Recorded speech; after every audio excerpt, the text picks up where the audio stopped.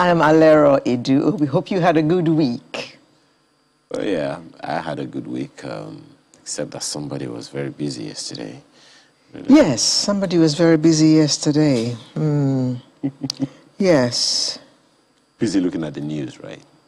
And all the issues in the country. Among other things, the Olympics.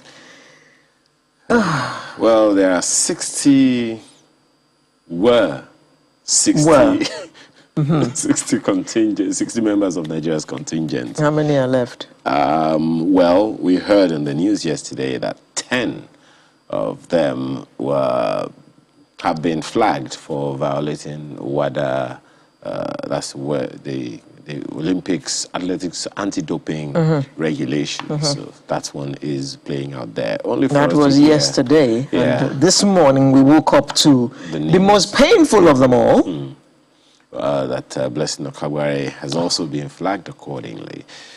I think the best thing to do for now would be to just wait for what exactly the authorities would want to say about that, because as I think Adefila, the PRO of the NOC, said, we know that the Olympics is coming.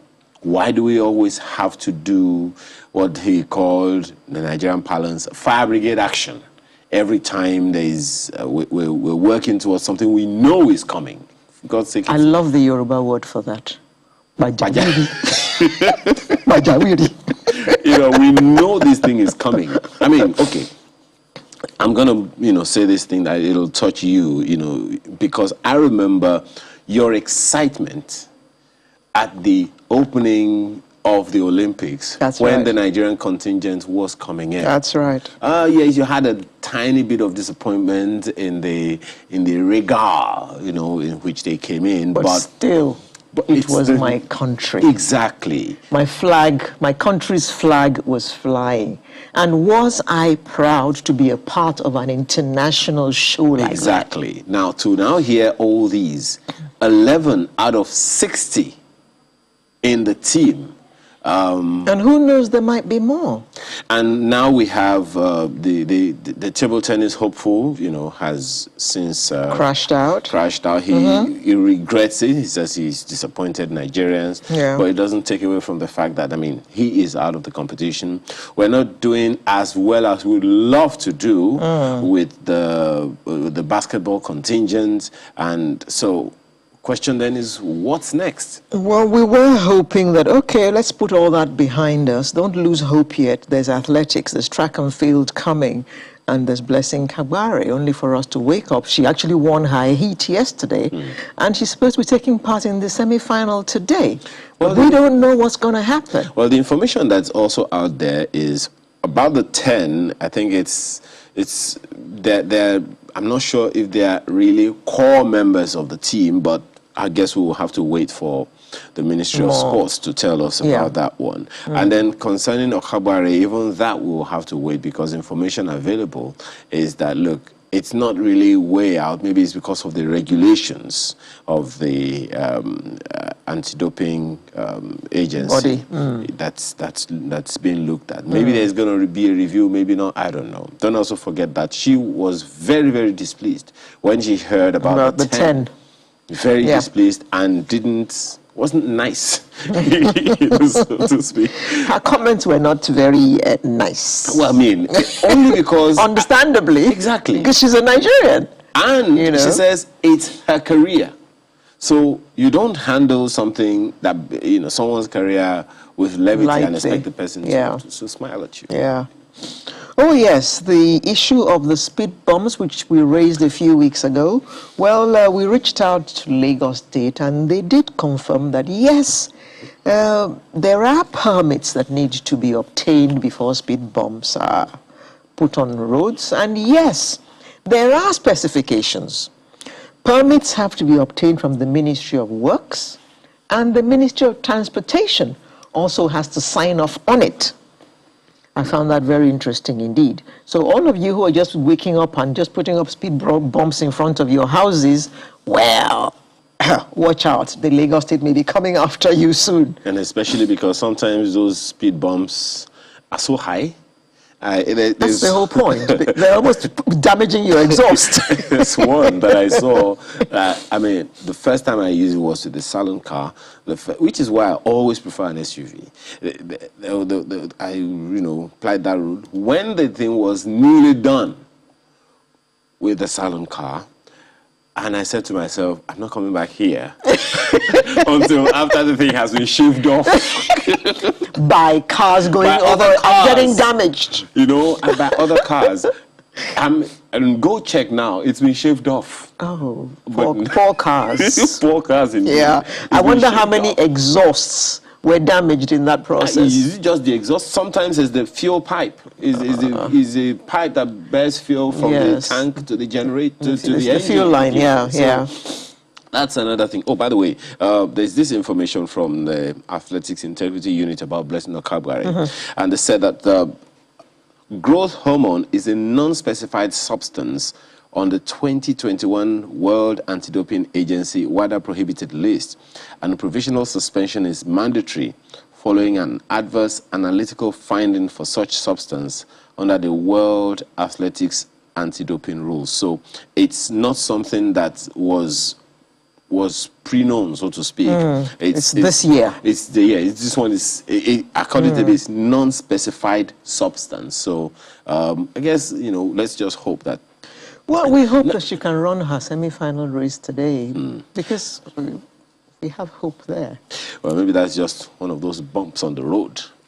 I hope that this particular bump will be shaved by the end of today. So, as for that, the road bumps that you talked about, that's one way to look at it. Another one is people just shorten the roads indiscriminately. They close streets without, and they'll say, do you know who the person is? Who the holy does the person have to be? It's my street. It's my street. It's named after me. And then, so what? Does it belong to you? I thought it was government road belonging to all of us who pay taxes. Wow. So people shouldn't just, as we say, take the law into their own hands simply because you know someone who is important. People bearing that, call card, office of the friend of the governor. Benio, office of the friend of the governor. Are you the governor's friend? Which one? Governor of the Central Bank? Anyone. You should have a card carrying that. Office of the friend of the governor. How does that even make any sense? Office of the friend of the governor of the Central Bank. Can we move on, please? Yes. This foreign exchange business. Yes, we're going to look at it at length, but we need to, say our own two bits before we actually get into the meat of the substance. First of all, let's bring some anger up in some people. There's that information, that slide, or rather, it's an image from 1980 making the rounds. Now, I don't know if it is ready for us to take a look at it. At some point in our lives in this nation, $1,000, that's it, sold for 546 naira, 45 kobo. $1,000. Look at the date, October 13, 1980. So there was a time in our national life, and this is 20 years after independence. And this was during the Second Republic. You can imagine how much the dollar was to the naira and the naira was to the dollar at independence. How much was the naira to the pound? My first car, I bought at $3,500. Naira, sorry. What year was that? 1976.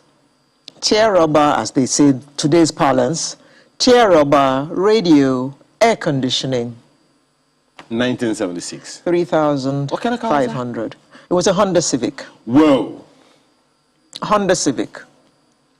And then 4 years later, in those days, once you've used a car for 4 years, you had used it. It was now an old car. It was time to sell and buy another car. So in 1980, I bought another one, a Peugeot that cost me 6,990 naira. You can't even buy, not even a tire, maybe the wiper or something. The brand new is all you can buy for that amount. A used rear view mirror, yes, on the sides of the car. The wing mirrors, yeah. Yeah. One of them on an 03 Toyota Camry is 10,000 naira. It was 10,000 naira as about a month or 2 months ago. One. And that's just for the static one, not for the swivel. Shall we? So if you're going to buy two, I need to emphasize this a little further. If you're going to buy two of that, 20,000 that's 20,000 naira for... Just not part of the engine, just decoration on the car. And if you're going to buy the swivel ones, you see the way my hand's going? The swivel ones, that's 15,000 naira a piece. That's two of them will cost you 30,000 naira. That's for... What do you call them? Wing mirrors. Wing mirrors. Yes. And now, what is happening to our money? Well, I am really ashamed to say that some people actually describe it as toilet paper, and I feel very insulted when I hear that. Because it is the currency of this nation. But the way it's going, if you're going to spend loads and loads, suitcases of money to go and buy food in the market, then what's going on? I think we should think very, very deeply and think very, very far as a people. Look, we all laugh at the Zimbabwean currency today. We laugh, at the way they use wheelbarrows to take money to the market to buy a loaf of bread. Yeah. We laugh. Yeah. But we're on that road. A loaf of bread is what, 600-700 naira now? So, from 10 kobo. Yes. 10 and the kobo. one that they call Onibeji. Oh, yes. Back in time. Ashilori. So, yes, that's the one.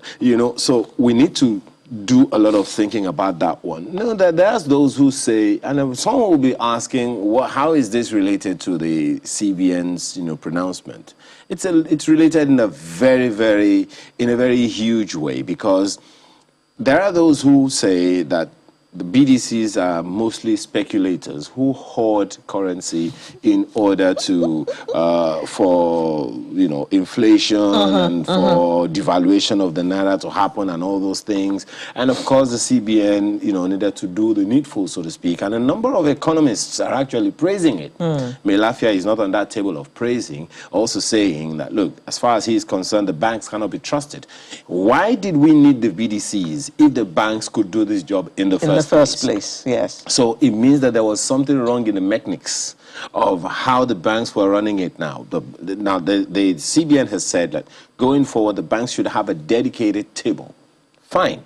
But there are those who also say that the current practice now is if you, who is entitled to $4,000, would go to the bank to say you want to buy dollars, the most you're going to get is $2,000. And then, and that, it'll be on paper like we have sold $4,000 to Alero. Who's going to accept that? I won't let you write. No, they're not gonna. You're not going to see it. It's not. It's just an in their books. Thing. Yes, it will show that X amount has gone out. Why? Because they're gonna have to, some underhand stuff going on. Some mago-mago BDCs and stuff like that. All these are things that are out there that if the CBN and the authorities do not go ahead and put information out, that's what people are going to continue to believe. And I've always been an advocate saying governments at various levels of authority need to come out and give information to people so that fake news does not thrive. There can be no vacuum. This government is not very strong on talking to the people, is it? Which government has been strong on talking, Alex? Which one? I don't know what they have to hide. I hate to say this, but the only government that has actually ever, in my memory, to the best of my knowledge and as much as I can remember, really communicated with people. We're going to do this. Or rather, we want to do this. Government already decided they're going to do it. We want to do this. Okay.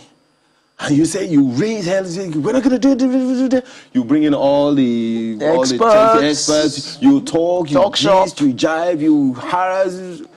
It's okay. Maybe government is not going to do it simply because we are complaining. Guess what? Bam, it's on your face. Why? All of the complaints that you raised have already been put in. Which government was that? That was the Babangida government. That's the only government I remember. We made up our mind, we're going to do this. Talk. Help us make it better. We're going to do it. Okay. We're going to start today's program by looking at towards a stronger Naira. You see what we're talking about? I don't want to talk about the Naira yet. I want to talk about more things. This issue is really... Okay. Yeah, man. I don't know. Okay, let's talk about the Naira. Okay. Towards a stronger Naira. Okay, that's the first one. Okay. And then another issue that's been on the burner, and which I think the federal government is thinking about doing something about in the course of this month, there's a Feed Nigeria Summit coming up. That's it. A drive to boost food security. There's been so many issues around that. And why are prices of food items up? We'll discuss that later. And then we shall turn our focus on national health security. A healthy nation is a wealthy nation. Yep. How do we fare there? And artist of the week, of course, is natural. With us here would be the home stretch. And he's a he. It's a he. Okay. He is a he. Okay. He is a he. He is a he. Not it's a he. He is a he. He is a he. Yes. Okay. I've heard you. Okay. So wait for he. Yes. So in the meantime, you can be part of the program. Get your cocoa or cocoa. Either one works. See you in just a bit. Well, thank you very much for staying with us. We only have one nation, as you have heard, and no matter what the issues are, ours is to discuss them, and the authorities have a responsibility to follow up, and you have a task to ensure that the needful is done for you. Well, the first conversation we're having this morning is about, diverse security threats all over the place, just as you have seen, but this one is, is it financial security now? As part of a 6-month report on Nigeria's economic development, the World Bank raised exchange rate management as a first of 6 policy areas where it was advising the authorities to act within 3 to 6 months. It said Nigeria should communicate an exchange rate management strategy that makes the Nigerian autonomous foreign exchange as NAFEX, which it described as the anchor, more flexible. Now, the bank also says this would boost Nigeria's competitiveness while helping to reduce inflation. Of course, you heard that on Tuesday, the CBN decided to halt sales of Forex to BDCs in Nigeria. The CBN says it will now be supplying Forex to only commercial banks. The question is, should we be worried about the new CBN policy, among others? Those are the issues that our guests are going to be looking at this morning. Dr. Boniface Chizia is an economist. He's here with us in the studio. Thank you so much for joining us. Thank you for having me. Odilim Ewegbara is a development economist. He joins us from our studio in Abuja. Thank you very much for joining us this morning. Thank you for having me. As well as Olugbenga Adeoye, who is a chartered accountant. He joins us virtually from Abeokuta. Thank you so much for joining us this morning, sir. Thank you. It's my pleasure. Yeah, so economists, accountants, wow, all I can do is talk. Anyway, we have Dr. Chizia. Let's begin with you. First of all, opinions are divided on the policy of the CBN, depending on what interests one has. So, on whose side are you on, so to speak? Well, I don't know. I think that we should take things in perspective. It's not a question of taking sides. I think that what you say, I think I'm going to start from the point of view to ask us and say, how many other countries in the world do you have official foreign exchange allocated to bureau de change? How many besides Nigeria? Let's start from there. And so some people are saying... Are there any? Well, I don't know. I don't know of any. And what I've read is that it's only Nigeria that does that. And so, really, if you go to Accra, you go to most places, have operators who sell currencies and so on and so forth. They source it. So you source the currency and you sell it. And so, what to start from the fact that it's an anomaly of sorts in the sense that foreign exchange has dominated economic management in this country for a very long time, because we don't have productivity within the economy. And so everything is being done. It's like firefighting. You know, every time we are fighting, we are trying to, you know, by chasing, we are changing things and so on and so forth. Even as the governor had just made this pronouncement, people are saying how long is it going to last? Because obviously it's going to come under tremendous pressure. Because the fact of the matter is that who are those who have these licenses? The movers and shakers in Abuja. As they say in this country, them. But them. Not so them. They have, so it's going to be, it's a tough call. So that's the thing. So it's an anomaly that it's not there. And we should begin to think of how to discontinue and disengage. You talked about the fact that in other countries they source, you know, because they still have to deal in foreign currency anyway, you know, for tourists and, you know, business travelers and all of that. So where do they source from? But you know, let me tell you one thing. Let's move a step back. If you source this money and you're not getting the money and the business is not as lucrative, it will not grow the way it has grown in Nigeria. I don't know if you followed the conversation. By 2014, number of bureau de change in Nigeria was under 80, under 74, to be precise. Today, you have 5,500. I'm just trying to quote figures. And you know, in Nigeria, what tends to happen is that once there's money to be made somewhere, we'll rush into it. Yeah, sure. Now, what we're saying is that, yes, it might be difficult for people to source, but the necessity is the mother of invention. And so, if you have to source foreign exchange, you have to source it. Now, if you can't source foreign exchange, you won't be in that business. For which reason the BDCs themselves said, look, the CBN's pronouncement does not in any way suspend their activities. But let's, okay, you want to say? Yes, Odelim, this matter of shrinking where people can buy foreign exchange, isn't it going to make the cost even higher? Because on the wake of that pronouncement, I think I heard that the dollar now went up to 525 or something. Isn't it going to make our situation worse? I think your question is interesting, and let me put it this way. I agree with Mr. Boniface that it's only in Nigeria that individuals that are not into banking buy and sell dollars or allocated dollars. All my trips around the world, South Africa inclusive, you get to the airport, if you have dollars, they give you their local currency. When you are leaving the airport, you return their local currency, they give you your dollars. But let me tell you the truth of the matter. I think CBN governor has seen the right handing on the wall. In the next 5 or 10 years, you won't see physical currency, paper currency. You will see digital currency. So the problem lies now, who will need your dollar?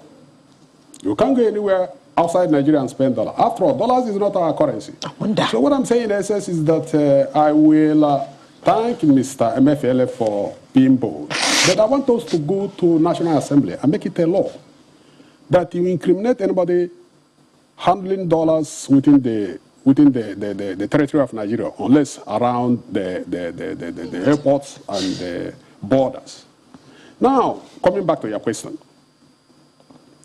Nigeria cannot expect its currency to be stronger if it is not productive.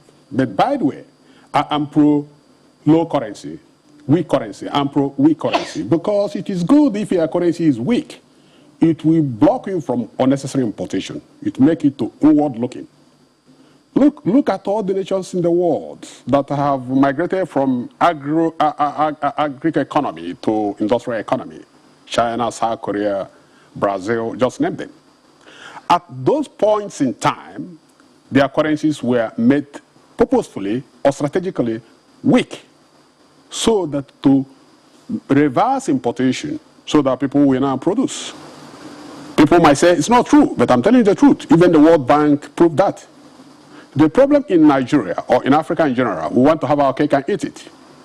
You cannot be importing everything and expect the local producers of the same thing to be competitive, especially when you look at the cost of money and cost of infrastructure and security. Now we add security to that. So at the end of the day, we must go back to the drawing board. And I agree that MFLA has done his part, but the fiscal authorities have to do their own part. And security issue must be addressed so that we allow those Nigerians with entrepreneurial gifts to go into producing these things, because this is an rocket science. But to continue talking time with that number, you know, we have to do this, we have to do that. It's easy for people to speculate. But I thank MFLA for what he did because of what we call currency speculation. And as a result of people doing currency routing,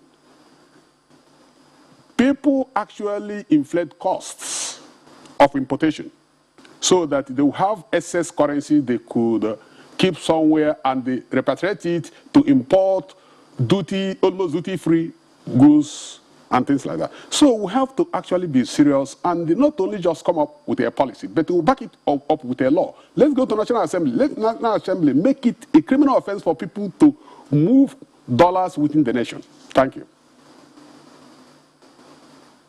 And, you know, almost every pronouncement of government is looked at with a lot more caution. There's that high level of distrust.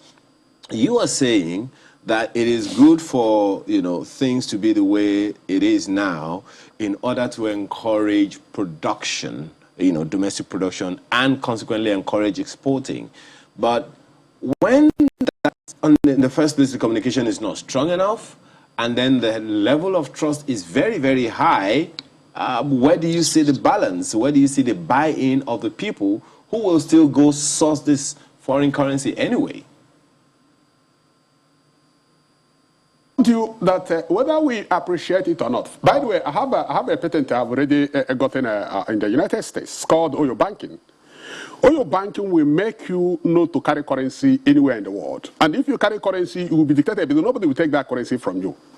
And the CBN already know about this. So what I'm saying in essence is that whether we like it or not, we must solve our problems. And the earlier we solve our problems, the better. You cannot expect Nigerians to continue speculating on another country's currency instead of Nigerians to go back to the drawing board and do their own thing. Look, for example, I use myself as an example. When COVID came out in 2020, within 5 months, I have been able to come up with a COVID treatment. And within a year, I was given, NAFDAC gave me a NAFDAC number to start my production. I went around, nobody could give me funding. Now the same, and also I had a patent on this. Now I've also now got a US patent on this, and I'm moving all my processes and production of all COVID variants to the United States. I'm already being provided funding. So who do you blame now? You blame me or you blame the system? What I'm saying in essence is that let's tell ourselves the truth. Time with the app number, we have been lying to ourselves because it's beneficial to most of us to lie to ourselves. Nigeria must restructure so that the local economies will decide what they want to do, their area of competence and the area of competitiveness. If we continue to centralize the economy, we continue to come back here time with that number. By the way, this is my 10th year of appearing on channels. And we continue to tell the same stories. So let's tell ourselves the truth. Let's restructure this country. Let it be like American economy. Let it be like Indian economy. Let it be like a German economy. Let it be like a Canadian economy. Let it be like Indian economy. So that the locals, small states, will decide whether it is food processing or it is shoemaking or it is clothing, it is this and that. But if you centralize and continue to centralize and pretend things will change, things will never change. People are taking advantage of all the weaknesses in the system. And as he rightly said it, that is Mr. Boniface said it, who are the owners of Bureau de Change. From CBN top officials, I will not mention the governor before they come after me, from CBN top officials to the House Rep member. So they allocated this money and they know how to go around the whole thing and get back, make all the money they make out of it by hoarding it and by creating artificial scarcity and things like that. We must come to a point and tell ourselves the truth. The world will not stop because of Nigeria. The world will not stop because of Nigeria. So if you like, continue to allocate dollars to people. But I will tell you, in the next 10 years, nobody will take your dollar from anywhere in the world. It must be transferred. It must be digital transactions. So nobody will collect a physical dollar from you. By the way, America is trying to do away with the physical dollars. So where will you get the dollars in the next 10 years? Dr. Ade, Mr. Wangbara was talking something which we have spoken about, and where, in fact, it's hackneyed. We always talk about we have to produce. We have to produce. I remember as far back as IBB's time, we were told export to survive. Yeah. This is how many decades later? We are still singing the same song. We're still hustling for the dollar because we import everything. What should we be doing now to rectify this position, which seems to have entrapped us? Well, just like he ended in his speech now, I would say that the crisis we have in Nigeria is not only because we are import dependent, but majorly because of corruption. And let me give you an example. If you get $1 million allocated to you in a week, and you are able to make 100 naira on it, that is 100 million naira without adding any value to the economy. And so you look at the people that get this Forex in the first place. I'm talking of high volume of Forex, $1 million, $2 million, $10 million from the BDCs. They are not people contributing seriously to the economy. They have no factory. They have no businesses that employ people. And so corruption is one major factor we need to look into. Now, the second aspect, which borders on balance of trade in any country, is that we have not really looked at our comparative advantage. For example, one of the things that we spend money on in Nigeria today is petroleum product. And so how do you produce crude in your country and then you begin to source foreign exchange to buy the finished product where you have the raw material? So corruption on that side again, because when you look at why the government refineries are not working, you wonder whether there are demons operating in that refinery. But let's leave that aside. My worry right now about this policy is that the owners of Bureau de Change, they are very close to the authority. They are very close to the government. And I just pray that the commercial bank will be allowed to handle this henceforth, because we've had policies somersault in the last few years. You say something today, tomorrow you change that same policy. So I would say that what Emefiele has said, number one, is rather too late. Things have gone bad. We are in serious crisis. To get $1, you need over 500 naira. And so if you we cannot say that people do not need foreign exchange in any country, if we want to be realistic, because the world has become a global village, and there are certain things that if you want to produce in your country, you will need to rely on raw materials from other countries. And so, if you want to do transaction with a country other than your country, you need foreign exchange. So that is given all over the world. So if you come from China, you want to do business in Nigeria, you will need Naira. There is no Naira in your country.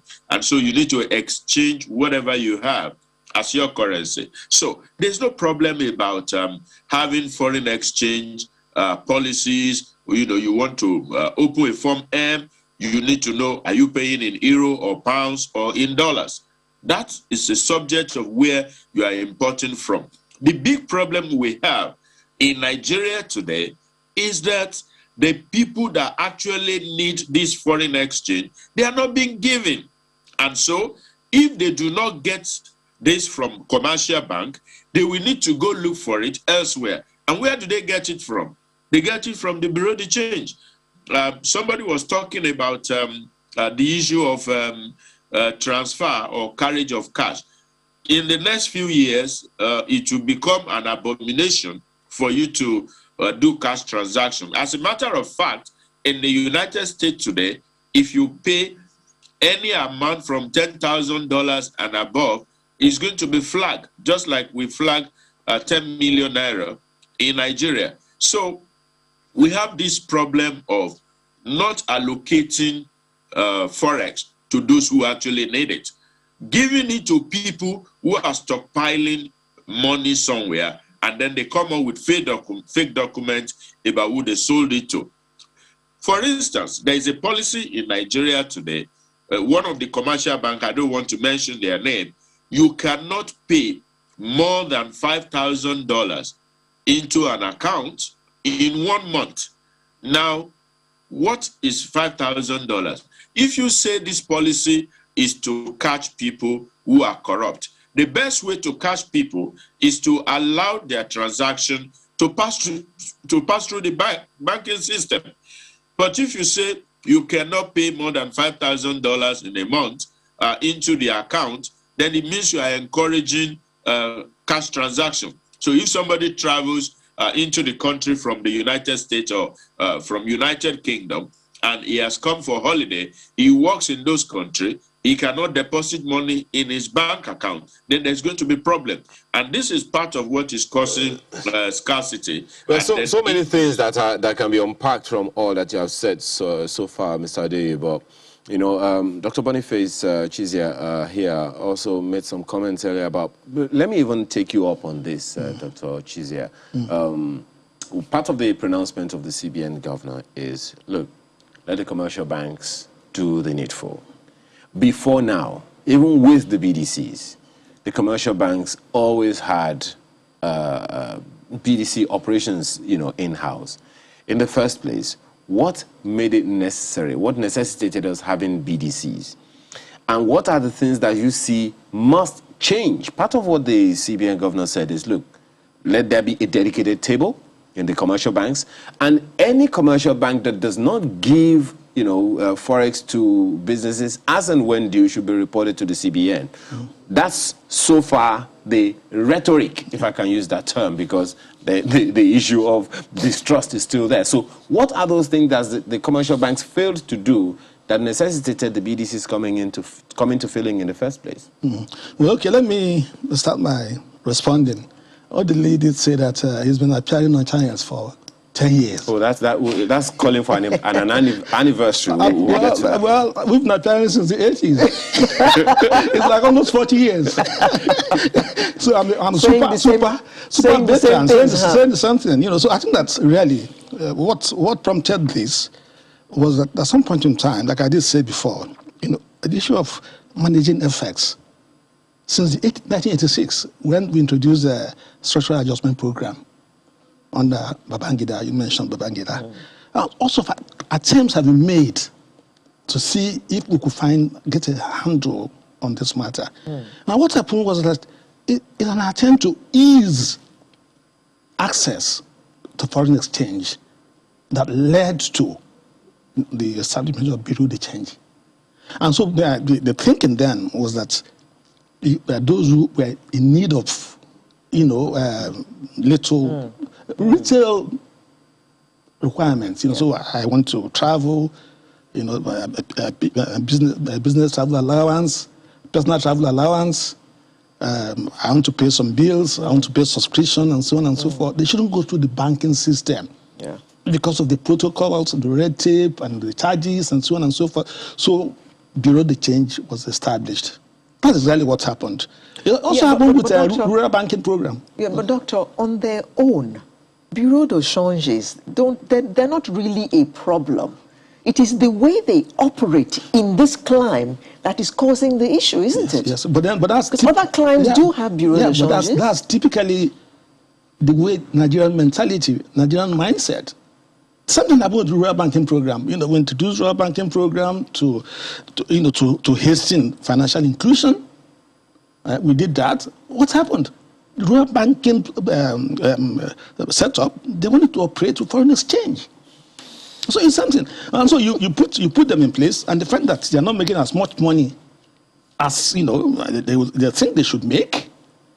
And so they want to get into the big thing. So the big thing in this country, they want to be big players. The big thing in this country is to get into foreign exchange. That has always been. That's where where the abuse is. That's where people make a killing and so on and so forth. And it's been like that. So you have arbitrage, like has been observed there. You have an arbitrage situation. So you have access to foreign exchange. You get it, and then as soon as you turn around and then trip it. You make so much money now without adding any value. No production. What checks must be put in for the commercial banks? Yes, okay. I think that the most important thing is that I listened to Bankers Committee. I think they're trying to come on board. I think maybe the CBN must have appealed to them, and the CBN can also wield the big stick. And I think what they needed to do and what should happen is that they look for an opportunity to for somebody, if you like, to be a scapegoat, or somebody to be caught and punished. All right? Yeah, because but doctor, they say that they see the BDCs aid money laundering. Yes. But have we heard of anybody who's been arrested and arraigned, prosecuted for laundering money through a BDC? Well, the thing is that obviously it's clear to everybody that lots of money has been moving, in the parallel market or unofficial market is moving. But I thought I was going to drop on what you asked me. I think that the commercial banks, they are critical in this matter. I hear that central bank going on will be allocating $200 million every week to commercial banks. And they promised each. They promised that there'll be no charges. And so, they're going to they want to partner with central bank, to find a solution to this problem. This is a problem. And like has been said there, has been observed there, let's see if the CBN is going to be able to withstand the pressure that's going to be piled on central bank. This thing was done March 2020 during the pandemic. August, the thing was reversed. And it was still during the pandemic. When it happened during the pandemic, and there are issues about COVID protocols and so on and so forth. But even then, who was traveling? Nobody. That was a grand. Everything was on a standstill. Yeah. No productivity, nothing. But even within the environment that it was stopped. It was continued. Okay. Mr. Ogwara, there was something you said earlier that's, even though I followed up with a question, I'm still wondering. Because there are those who have concerns around the fact that the weaker the currency of a country, naturally, the people would also become poorer. Do you want to respond to that? A clear case in point is that of Zimbabwe as we speak. The weaker their currency, the poorer the people went. So how then do we correlate that with what you said, that a weak currency would engender productivity? is a beautiful question, and it's not a question I'll just answer within a few minutes. I wish you could invite me another time. But let me put it in this way. If you support your currency to strengthen your currency, you support importation. But if you allow your currency to be determined by the market forces, those who want to take advantage of the weakness of the currency in terms of creating jobs, in terms of because of the low cost of labor, we do that. We are assuming that most of the things we import cannot be produced locally. We also are assuming that most of the raw materials must be imported. Who told you that? This is what goes on in our minds because we don't want to face the truth. Let's assume Nigeria does not have dollars. What do we do? Biafra war. Did they have a foreign currency? You see, the problem of a black man is a black man feels that somewhere else the solution lies. Tell me, if I was able to produce 100% of my raw materials in Nigeria for COVID-19 and for other things I'm doing now because I've gone into cancer, into hypertension, and I'm treating my patients very well, and it's 100% local raw materials. Why shouldn't that industry be developed? If phytomedicine industry is developed in this country, it's going to employ over 1 million Nigerians within the next 1 year or 2 or 5 years, and will reduce pressure on importation of pharmaceutical drugs. You see, it is step by step we solve a problem. You don't aggregate problems together and solve them at the same time. I will assure you that I will not buy expensive shoes because I will not afford it. What will happen is that the purchasing power of Nigerians to imported goods will be low, but their purchasing power to locally made goods will be high. And what do? They congregate towards locally made goods. It may not sound scientific to you, but that's the truth. The truth is that economics is very trickish. But we follow it from elementary or scientific or so-called conventional point of view. Mr. Nwebara, I beg your pardon. I beg your pardon, Mr. Nwebara. I beg your pardon, Mr. Nwebara. You said that if the imported goods will not be able to compete with locally made goods. But recall that even the locally made goods have foreign exchange components because you're going to purchase your raw materials in foreign exchange. And we have seen cases where imported goods were even cheaper than the ones made in Nigeria. A beautiful question you ask, but why is it so? It is so because we have refused to produce raw materials locally. I'm saying that it's not everything that requires foreign raw material. That's what I'm trying to let you know, but you did not agree with me. The shoemaker in Aba may not need the Chinese leather or Indian leather.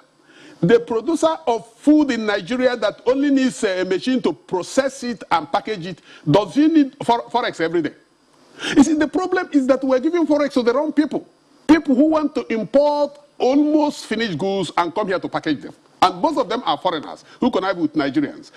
You can disagree with me, that's your problem. I can disagree with you, that's my problem. But as I tell you, this country has to go back to the drawing board and tell you, say the truth. China told you, say the truth in 1980. India has told you, say the truth. That's where India is going. Nigerians must come back together and resolve Nigerian problem. We can't resolve Nigerian problem by being academic or by being grammatical. We must tell ourselves common sense will solve our problem. Okay, Mr. Nwebara. Let me bring in Dr. Adeoye at this point. Dr. Adeoye, we have not mentioned the local money changers at all. Where do they come in all of this?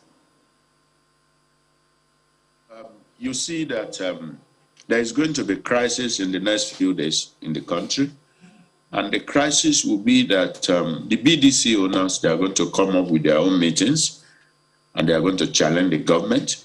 And like I said earlier, they are very close to the corridors of power.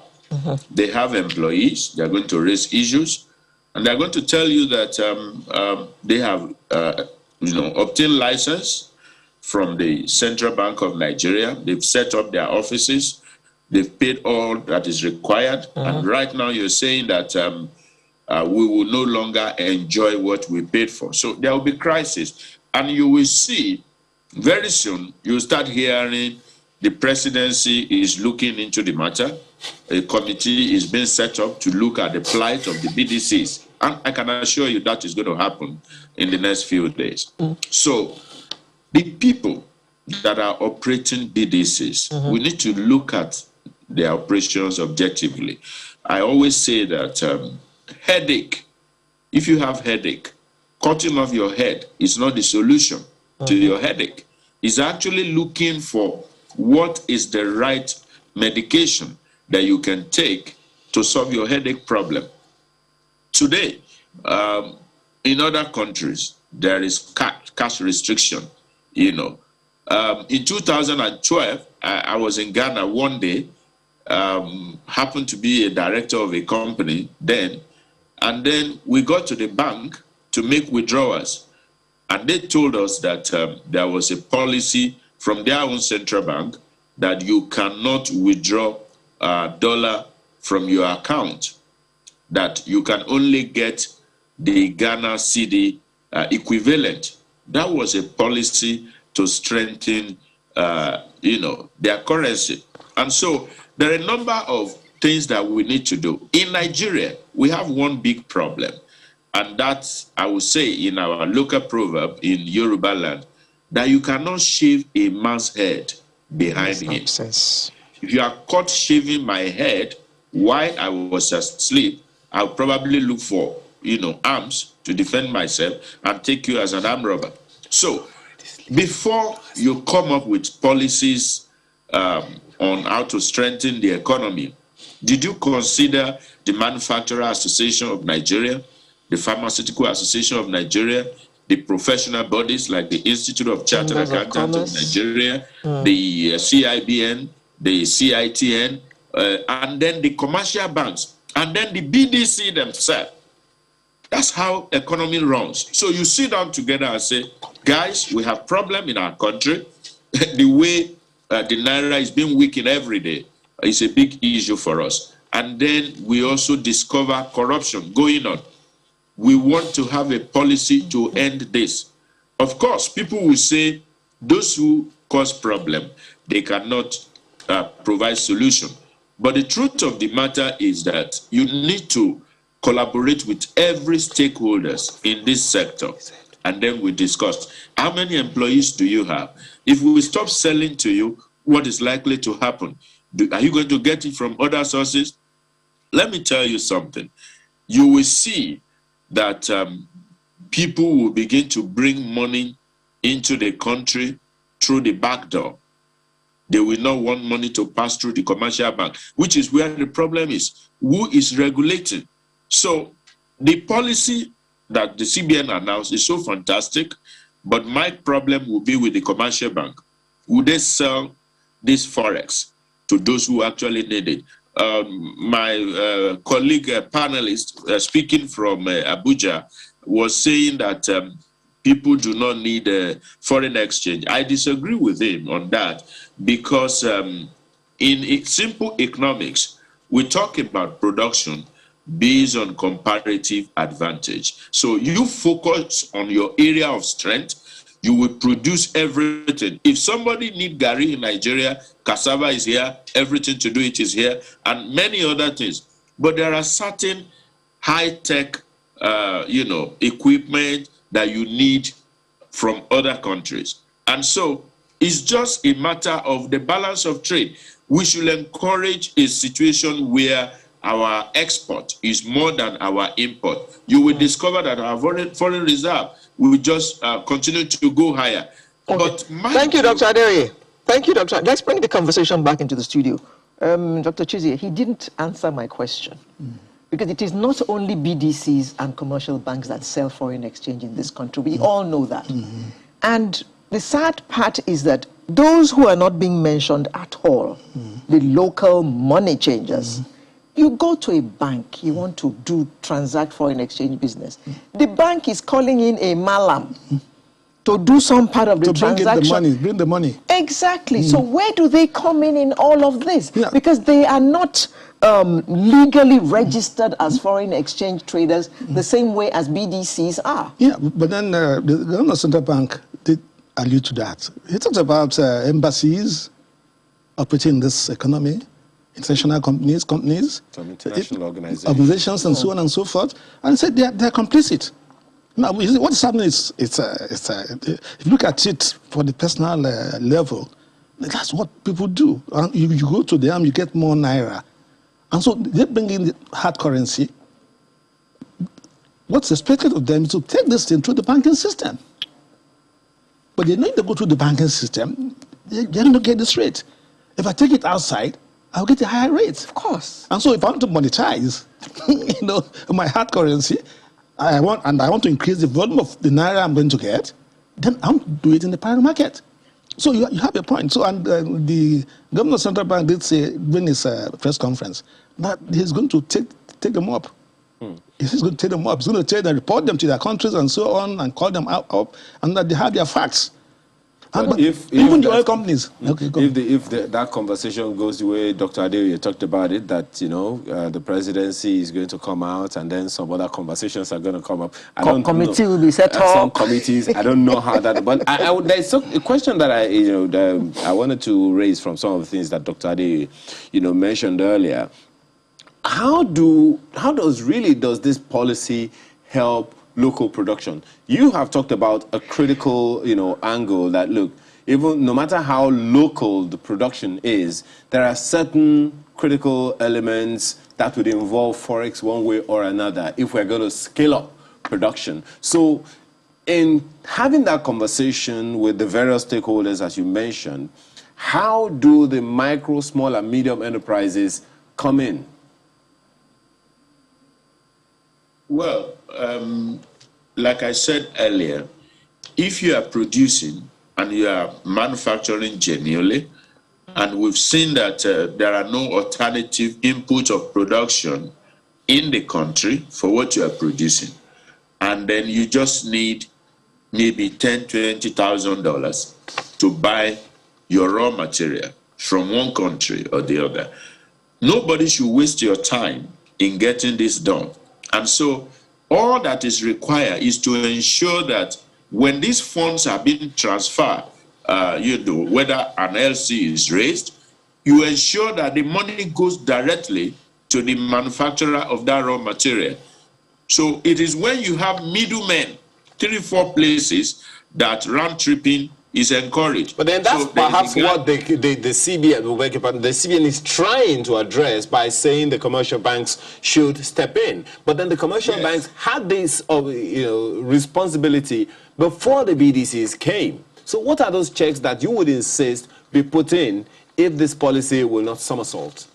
Number one is that anybody that qualifies for Forex at all, the payment, the transfer of those funds should not go through any third party.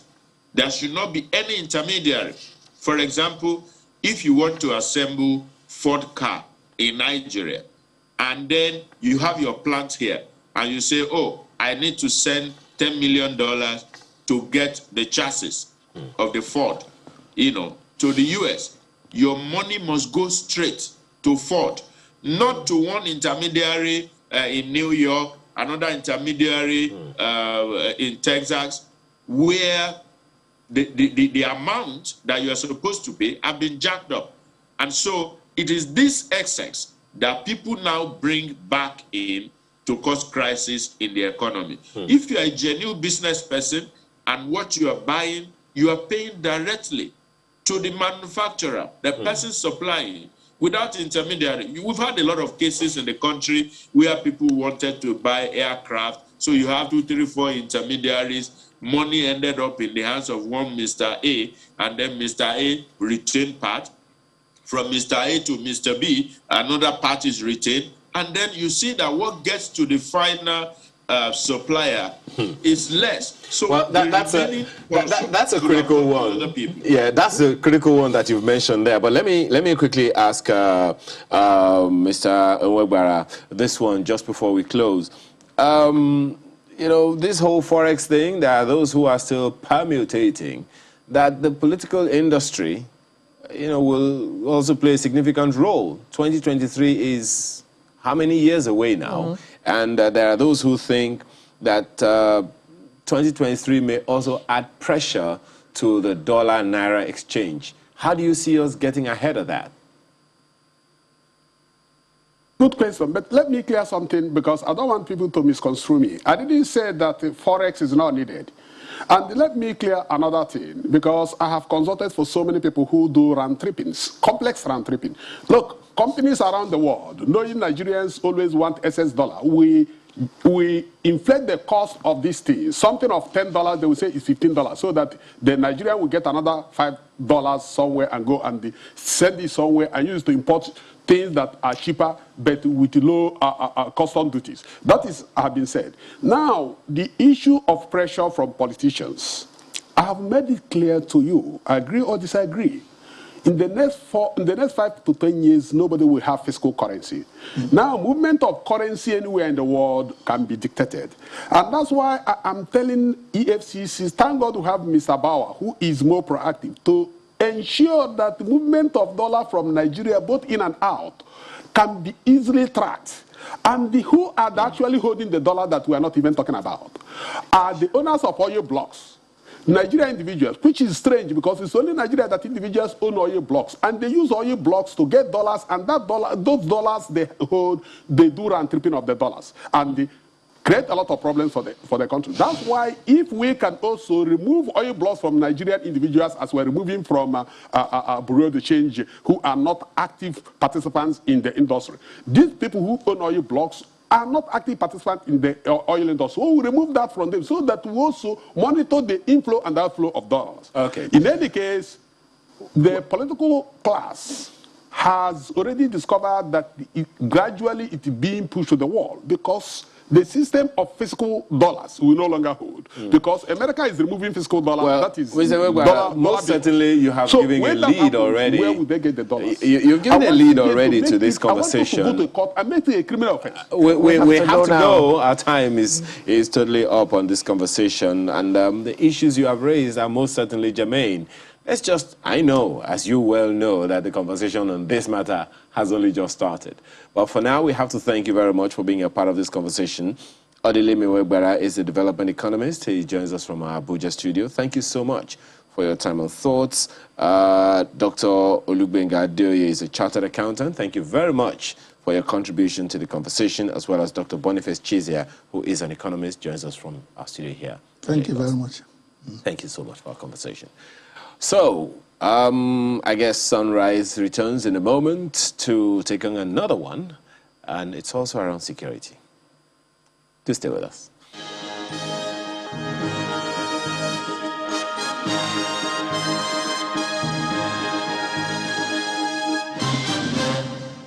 Welcome back, and thank you for staying with us. You know, the colors of those foods, displayed just now made my mouth actually water. But unfortunately, they say that we're heading for a food crisis. Okay. That's what we're going to be talking about here right now. One can only hope that we don't get there. I mean, there was a report on Channels Television about that challenge in Yobe State, and what the government is doing, what IFAD, an international organization, World Bank, and a number of other people are trying to put heads together to stave off in our nation. Thank God for that. At least people are thinking and are trying to make sure that we don't arrive at that place. But COVID-19, some say, security and climate change have exacerbated food security in Nigeria by affecting food availability, accessibility, and stability. Waning income, tell me about that. Rising cost of food and shortage of farm inputs all compound the food problem.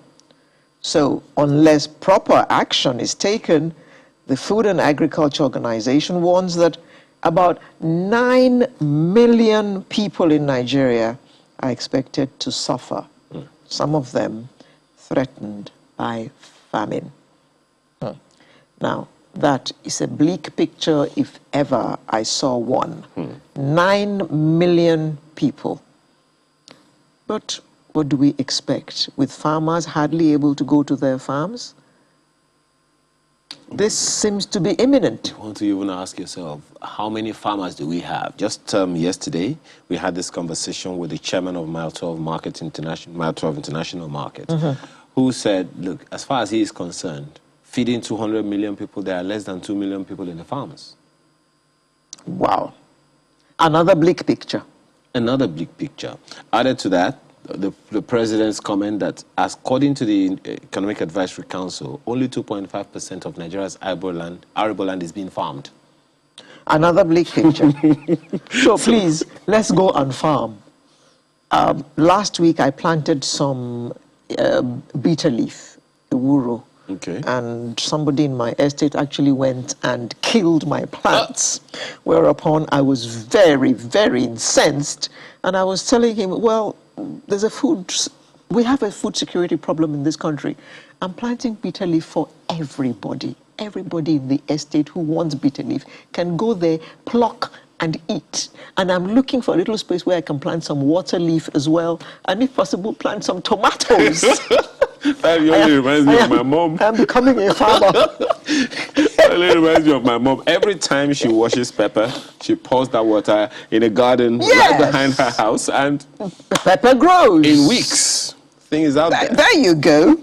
Well, our guests are joining us virtually, both of them this time, Dr. Shifawa Dejumo, Senior Lecturer, Department of Crop Protection and Environmental Biology, University of Ibadan. Good morning, and thank you for joining us. Good morning, thank you. I'm happy to be part of this program. Up school. Hope you are.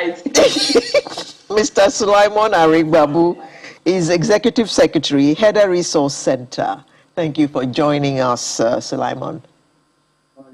Good morning, thank you for having me. Dr. Adejumo. Yes, ma'am. Do you agree that we are heading for a food crisis?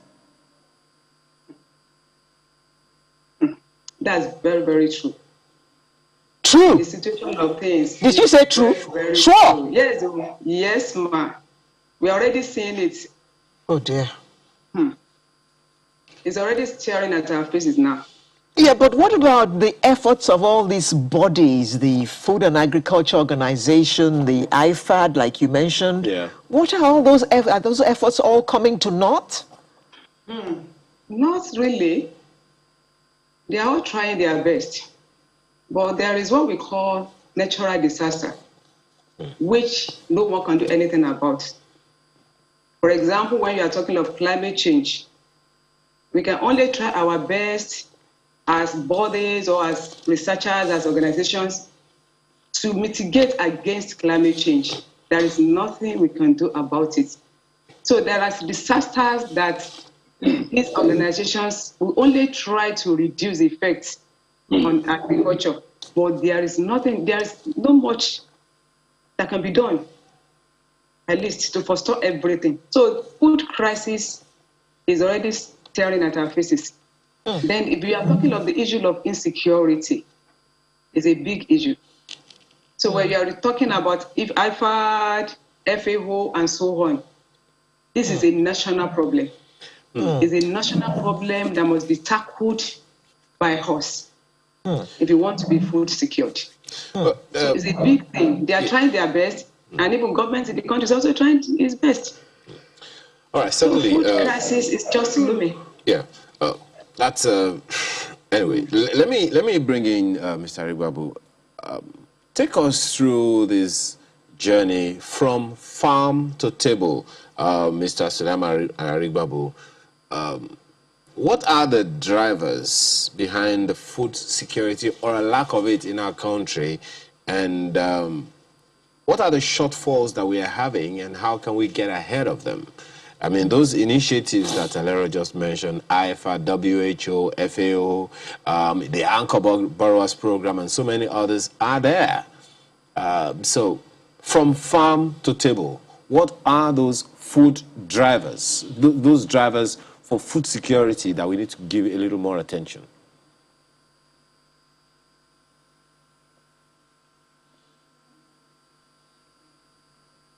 Is Mr. Arigwabo there? Could you kindly unmute your audio so we can hear you?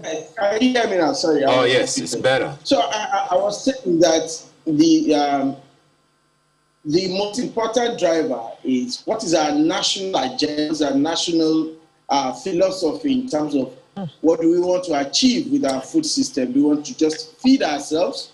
Do we want to feed ourselves and industrialize? Do we want to feed ourselves and export? So that would be the aspiration of any nation. However, Nigeria currently, we are largely on to feed ourselves. And so that's why we are spending so much on importing food.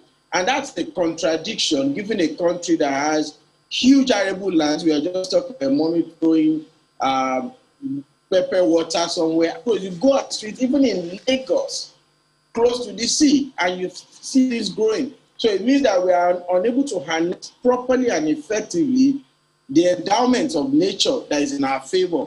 I'm a little worried about what you're saying, Mr. Arigwabo. Just a second. I'm a little worried about what you're saying. You're right. I mean, everybody believes that we have huge agricultural resources, largely untapped. Not many farmers, and not much of the land is being used. And you've talked about the fact that we need to be clear what our objective for going into agriculture is. We do not import, we do not export enough, so we do not produce. Even now, according to the information that just came on just before we came on air, we've imported goods and services for food in the food value chain worth $22 billion annually. Let's even talk about taking those figures away. Let's talk about feeding ourselves first. What are those drivers that we need to give attention to? Okay, so I mean, that's what I was getting on, because the reality is that we're not taking advantage of the natural endowment we have. We are not empowering our farmers to be able to, we say we are cultivating less than 2.5% or thereabout of our land. Even the ones that we are cultivating, are we getting maximal yield from what we're doing? Because we are not giving the right kind of support. One, knowledge is important. In Africa, in Nigeria, agriculture is still largely the way it's been practiced since the dawn of human in agriculture. But agriculture is driven now by knowledge, it's driven by technology, it's driven by information. There is need for government support. Now, what you have mostly is that there's plethora of intervention. A lot of which are riddled with administrative incompetencies. The issue of corruption is there. So our farmers in Nigeria is like you pour water on the head often and it stops at the shoulder, because when you go down, you talk about many interventions, you go down, you realize that only few at the bottom are getting this intervention. A lot of politician farmers are getting some of the interventions. That's why those monies go out, often do not come in. And even the one that gets to the farmer, we give them the kind of support that they will need to be effective, to be productive. So they need support in terms of, for instance, climate information services. There's no point somebody goes to the farm, invest all of their effort and the money they have borrowed, and they have done the wrong thing because they do not have the right information. And a few months down the line, everything is gone. So we have a lot of this happening to us. And we are not talking about post-harvest loss yet. We are not talking about the fact that even when a lot of these things get to the table, when it gets to the farm, people are unable to either afford or they are not preserved enough for its shelf life. So these are some issues. But the real issues is that we are not even effective in terms of what we are getting out of our farms, because we have those kind of support structures. And these support structures are not necessarily federal government alone. That's why I started from what is our national philosophy? A philosophy that goes from federal to the local government, where everybody knows where they plug in. Because the farm is in local government, the local government exists in state. So the primary support should come in at that level. Federal government is just supposed to do, national policies and then interventions to support. Okay. Well, I wanted to ask Dr. Adejimo, a follow-up question of sorts from what Mr. Arigbabo has said. He has talked about the fact that, and we hope we'll be able to have him, or hope he's still there. Dr. Adejimo, Mr. Arigbabo has talked about the fact that not many people who do actual farming have access to the resources of state that have been supplied. In fact, just yesterday, when we were having a conversation with the chairman of the Maltov market, who is also a farmer, by the way, he also talked about the fact that the people who should be getting this intervention do not get them. And that's a little worrying, given that it's always in the news that government releases X amount of money, some international organization releases X amount of resources to help us get ahead of the food security challenge. And the people who are supposed to get them, allegedly, from what Mr. Arigbabo and the gentleman said yesterday on our program, do not get it. What do you think happens at this point? How do we get ahead of that? Thank you very much. That is the real fact. That is the fact. But that is it's a main cause of the problem we are facing. Majority of our farmers are peasant farmers. They are into subsistence and method of farming. These farmers, we call them resource poor farmers. Why are they resource poor farmers? Why? Because they do not have access to all these incentives we are talking about. Like he said, all these things, yes, government is trying, they are trying to bring up so many things, so many policies and so many plans just to support the farmers. But majority of these things are not getting to the real farmers. We have real farmers. Women are also involved in farming. When you get to Benin and in those areas, women are the ones involved in farming. Do they have access to all these resources you are talking about? No. Rather, they will start to distribute fertilizers and rewards among the politicians who are not the real farmers. So what is said is the fact. Majority of our farmers are peasant farmers, and that is why we do not have many people in agriculture. Our youth are not encouraged to go into agriculture because there are no incentives.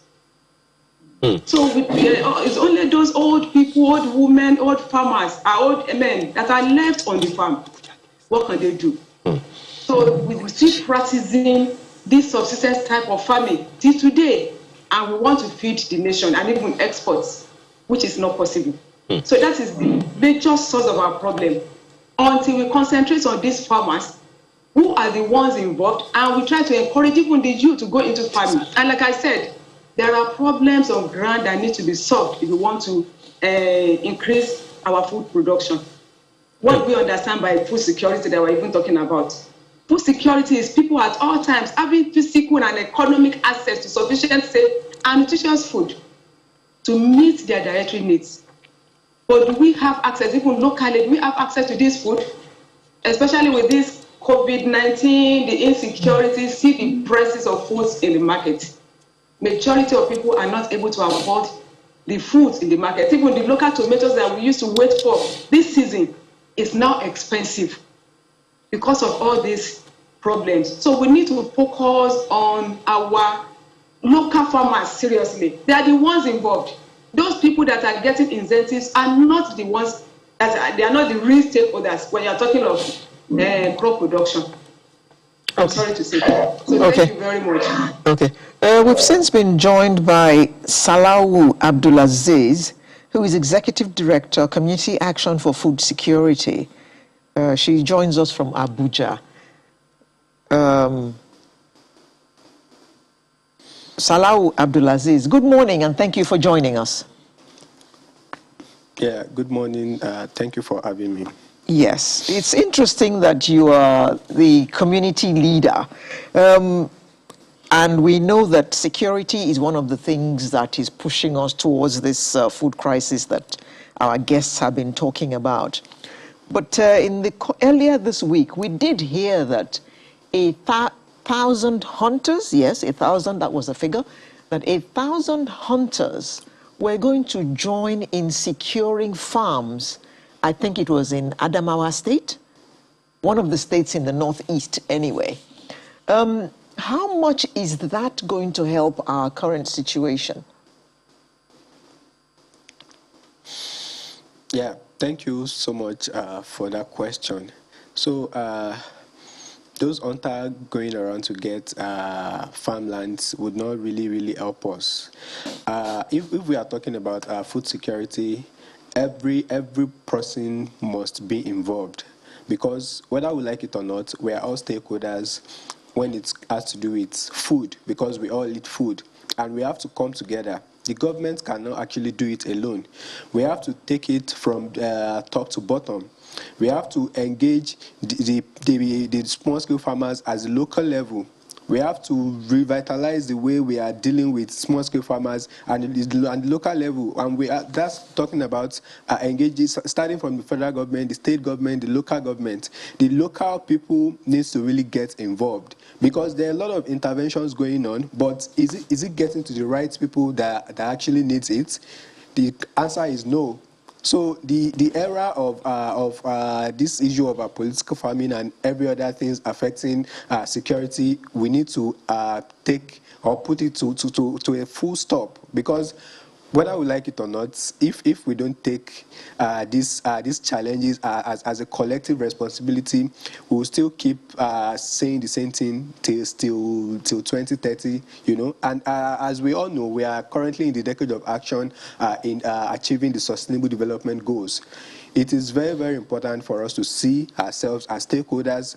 Like I usually tell people when I get to speak to people, that you don't necessarily have to be on the field to call yourself a farmer. You can key into various agricultural value chain, and you'll be fine.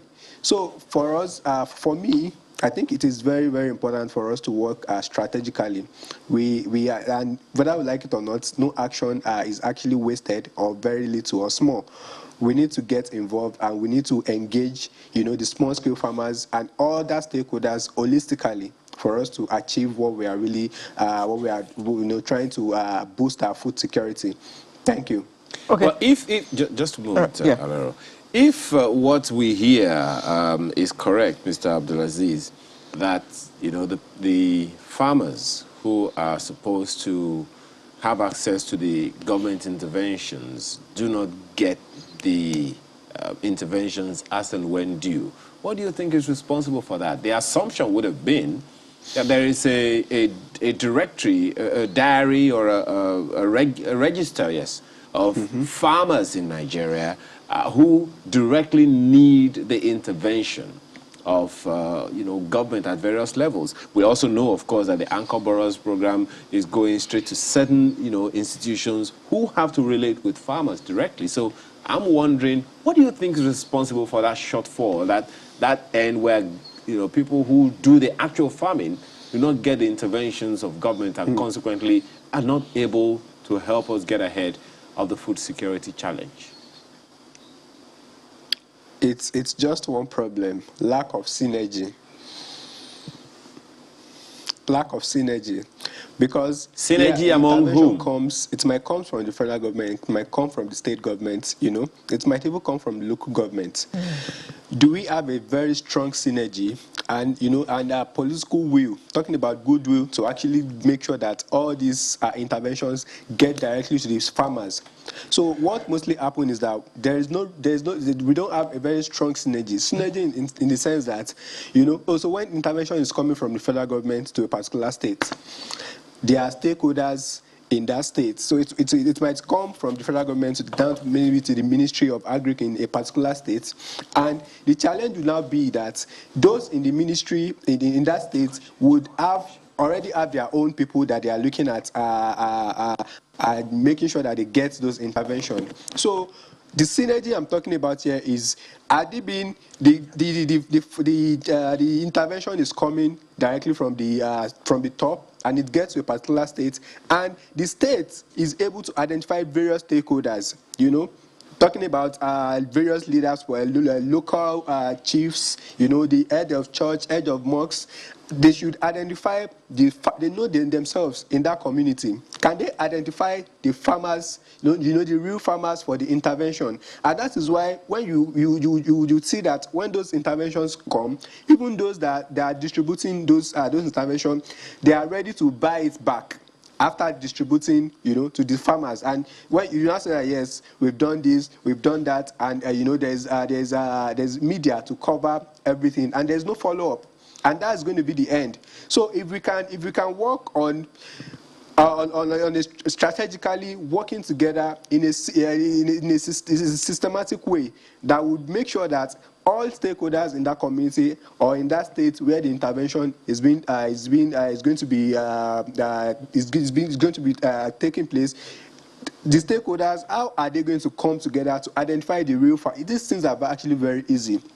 You can't expect someone coming from the federal to the state to be the one to now make sure that, okay, everything is set. They have to make sure everything is set from their end, and that is why they will just come up with a kangaroo list, and when the intervention comes, they are willing to buy it back at a very, a ridiculous price. So how then do we able to, get this thing down to the small scale farmers, the farmers that are really doing the work? It may interest you to know that all the food we are eating we are consuming in the urban area are being produced locally, in the rural community. And except for some few businesses that are able to bring the small scale farmers together under an outgrower scheme, where they are able to give them the intervention, and after giving them the intervention, they follow up from the production to the harvest and make sure that they buy the goods back directly from the farmers. So that when we have a very big challenge with synergy, it's really going to affect a whole lot of things, and this is what is going to continue if we don't really address this issue, strategically. It is very, very important. Thank you. Mr. Aribabu, 200 million mouths to feed and counting. In the next 4 or 5 years, there are going to be more than 200 million Nigerians. And from what you all have said, there is no way we can survive the way our farming is structured right now. We need to move from the subsistence level to the mechanized level. That sounds to me like rocket science. But you are in the industry. How on earth are we going to achieve that so that we can feed ourselves? It may sound like rocket science, but really it's much easier than we are experiencing it in Nigeria. And the pain of our lack of food security is simply corruption. What Mr. Abdulaziz has kind of touched on.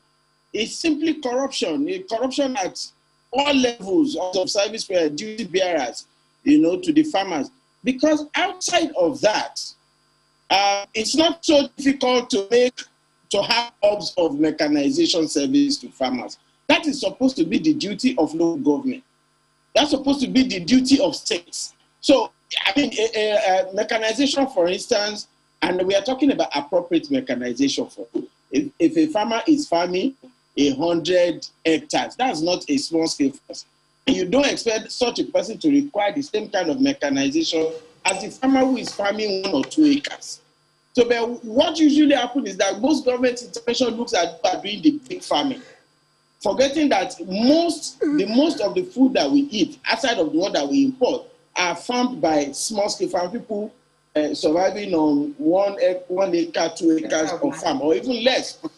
So, in appropriate kind of technology that will service this kind, and those technologies are available. As a matter of fact, those technologies are not even under patent anymore. These are technologies that our research institutions, our engineering faculties can be supported to produce MRs. We make our local government hubs for providing these services. Aside from technology mechanization that we are talking, education, the right kind of education. Look, farmers can learn. It doesn't matter whether they are literate or not. Farmers can learn to communicate with them in the right language. And often, the things they need to learn are already available. Researchers in those institutions, University of Ibadan and the rest of them, IT, they already have done the research. There's a gap between the ground and the farm. So nobody is effectively bridging that gap. We are talking about access to climate information. You have a NIMET, the meteorological agencies, that is churning out climate information services, but the farmers is not getting the information service as at when. Now, it will not be the responsibility of NIMET, for instance, a federal agency under the Ministry of Transportation, to go and make farmers in local government get their climate information service. Theirs is to provide the information. And even in their value chain, there's a huge gap that we discovered in working with them. So the reality is that those who are duty bearers at the various levels of government are not playing their part effectively. We are seeing a lot of ceremony, a lot of dancing around, and they are not addressing the core of the issue. And the times when government do come out with their intervention, a lot of it, like I said, is water poured on the head that stopped on the shoulder. So corruption is a major problem for us. It is not rocket science. I attended virtually a tour of an intervention on sustainable agriculture yesterday, right here in Nigeria, where people are already pioneering how you use, sustainable agricultural practices to ensure that the small scale produce maximally, and they are unhindered by the little challenges that are facing them now, e.g., pests and what have you. Now, this kind of information, if we want to give it to the farmers, the opportunity is there, but somebody has to facilitate that, which is where state government and local government comes in. But they are not doing enough of that. What you see them do is that on World Food Day, they come out with we are spending $1 billion to support our farmers. They come out with a lot of things. They say they're giving out to farmers. At the end of the day, those things go to party members. But we don't hear, Mr. Adegbabu, we don't hear the farmers complain. We don't hear, those who are in, core agricultural practice, raise issues or contra, what's that word again? They give alternative opinions about these things, when, government comes out and says these things. So there should be some, organizations that will come out and say, well, you may have spent it on paper, but it's not on the farm. But let me ask you this, let me quickly ask Mr. Dr. Adejimo this one. There's something you raised, Mr. Adegbabu, that I think, we should also have a conversation around. You may want to respond to that other one later. Dr. Adejimo, Mr. Adegbabu just talked about the fact that there is a distance between the gown and the farm. And, it's a question that came to my mind way before he even mentioned that. The fact that adequate education doesn't really go out about exactly what agriculture is. Not everyone who is into agriculture has to go to the farm. For instance, you, one way or another doing it, senior lecturer at the Department of Crop Protection. Who even knows that there is such a thing? So perhaps that conversation is also there. The distance between what we know about agriculture and the true practice of it, on the fields. Thank you very much. Yes, we are trying our best. Yes. At least we've organized different programs between town and ground. I think maybe you don't understand what I'm trying to say here. I'm trying to say that perhaps even from the level of government or the authorities or, our education, the Ministry of Education at the federal or state level, perhaps I'm not giving enough attention to that, looking at how adequate, substantial education around agriculture would help the future. I'm not sure how many of your students, for instance, wants to be farmers. All right. Exactly. All right. Thank you very much. That is a major challenge for us, even in academics. Majority of our youth are not interested in agriculture. Is a big challenge because of the misconception that farming is just for the old people and in the rural areas. That is the major issue. In fact, for my own faculty here, we have students after the people in medicine or the people that are not able to make the cutoff mark for medicine. That is when they give us the leftover. I don't think, maybe few of them might have chosen agriculture as their main course or first course. So this is a big challenge. It's a big issue, and it's because we are not making agriculture attractive to the youth. Assuming this thing is attractive to them, and they are sure that when they go into agriculture is even, I won't say because I'm in agriculture is a better profession. Is because we all depend on this thing. I used to tell my students, without agriculture, there is no life. So why are we not paying attention? This is where we must even concentrate in the area of education. From where you sit as a practitioner in the academics of it, do you see a situation where maybe government comes up with a policy at the national or state level, you know, around that? Maybe that would help. I've looked at our education policy. I've said this like 1,001 times. I've looked at our education policy. I've looked at our health policy. And I'm wondering, maybe if we had an agricultural policy that says within the next 10 years, 20 years, if we give enough attention to it, all of our academics, all of our health, all of our science, you know, looked in that direction, maybe that could help us to deal with the challenge of food security in the near future, 10, 20 years from now? It is possible if we have at least a policy that will encourage the youth at least to come into agriculture. There is no problem with that. But again, we must make it attractive. We must make agriculture attractive to this youth. In what way do you think we can make it attractive? And for now, in fact, now majority of them are even showing interest. Yes, maybe because of the exposure now and everything. But the issue of insecurity is what is stopping majority of them.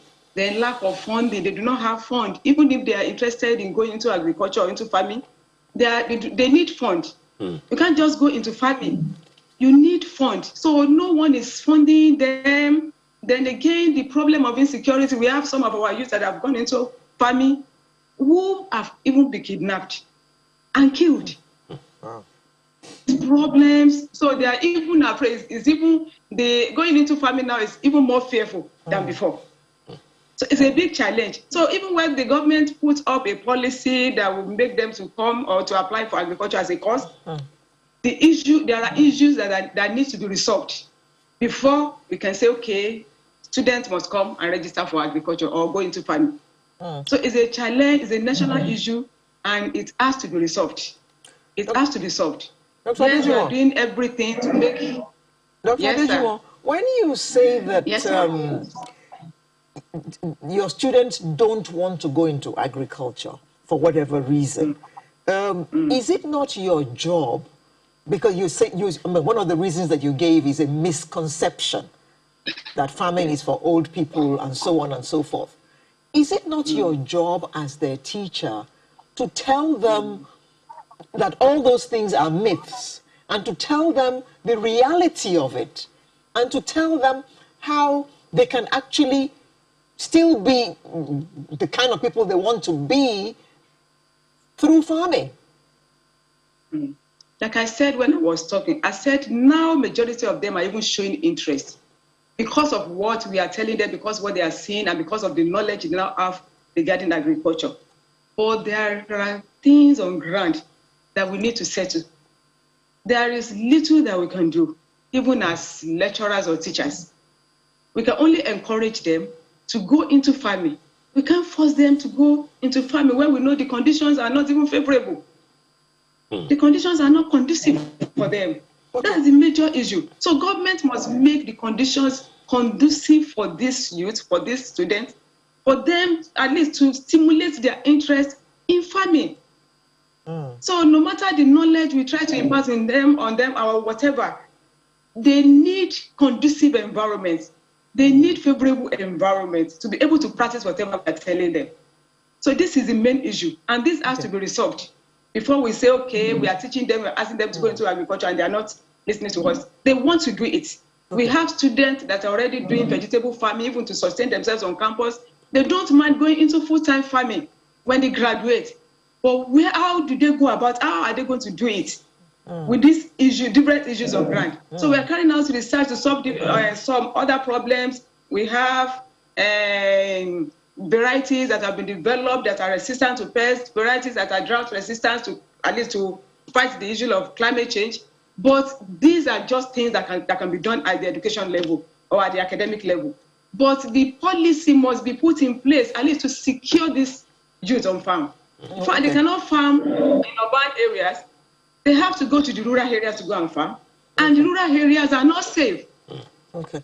That is where we have land. Yeah, okay. Thank you. That's Thank the you. problem. Thank you, Doctor.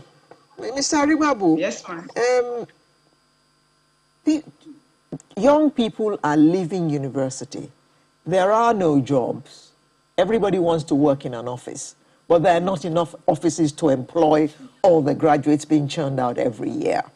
So what kind of policy should a state government, for instance, have in place to bring young people into farming such that the food crisis that is looming does not become a reality?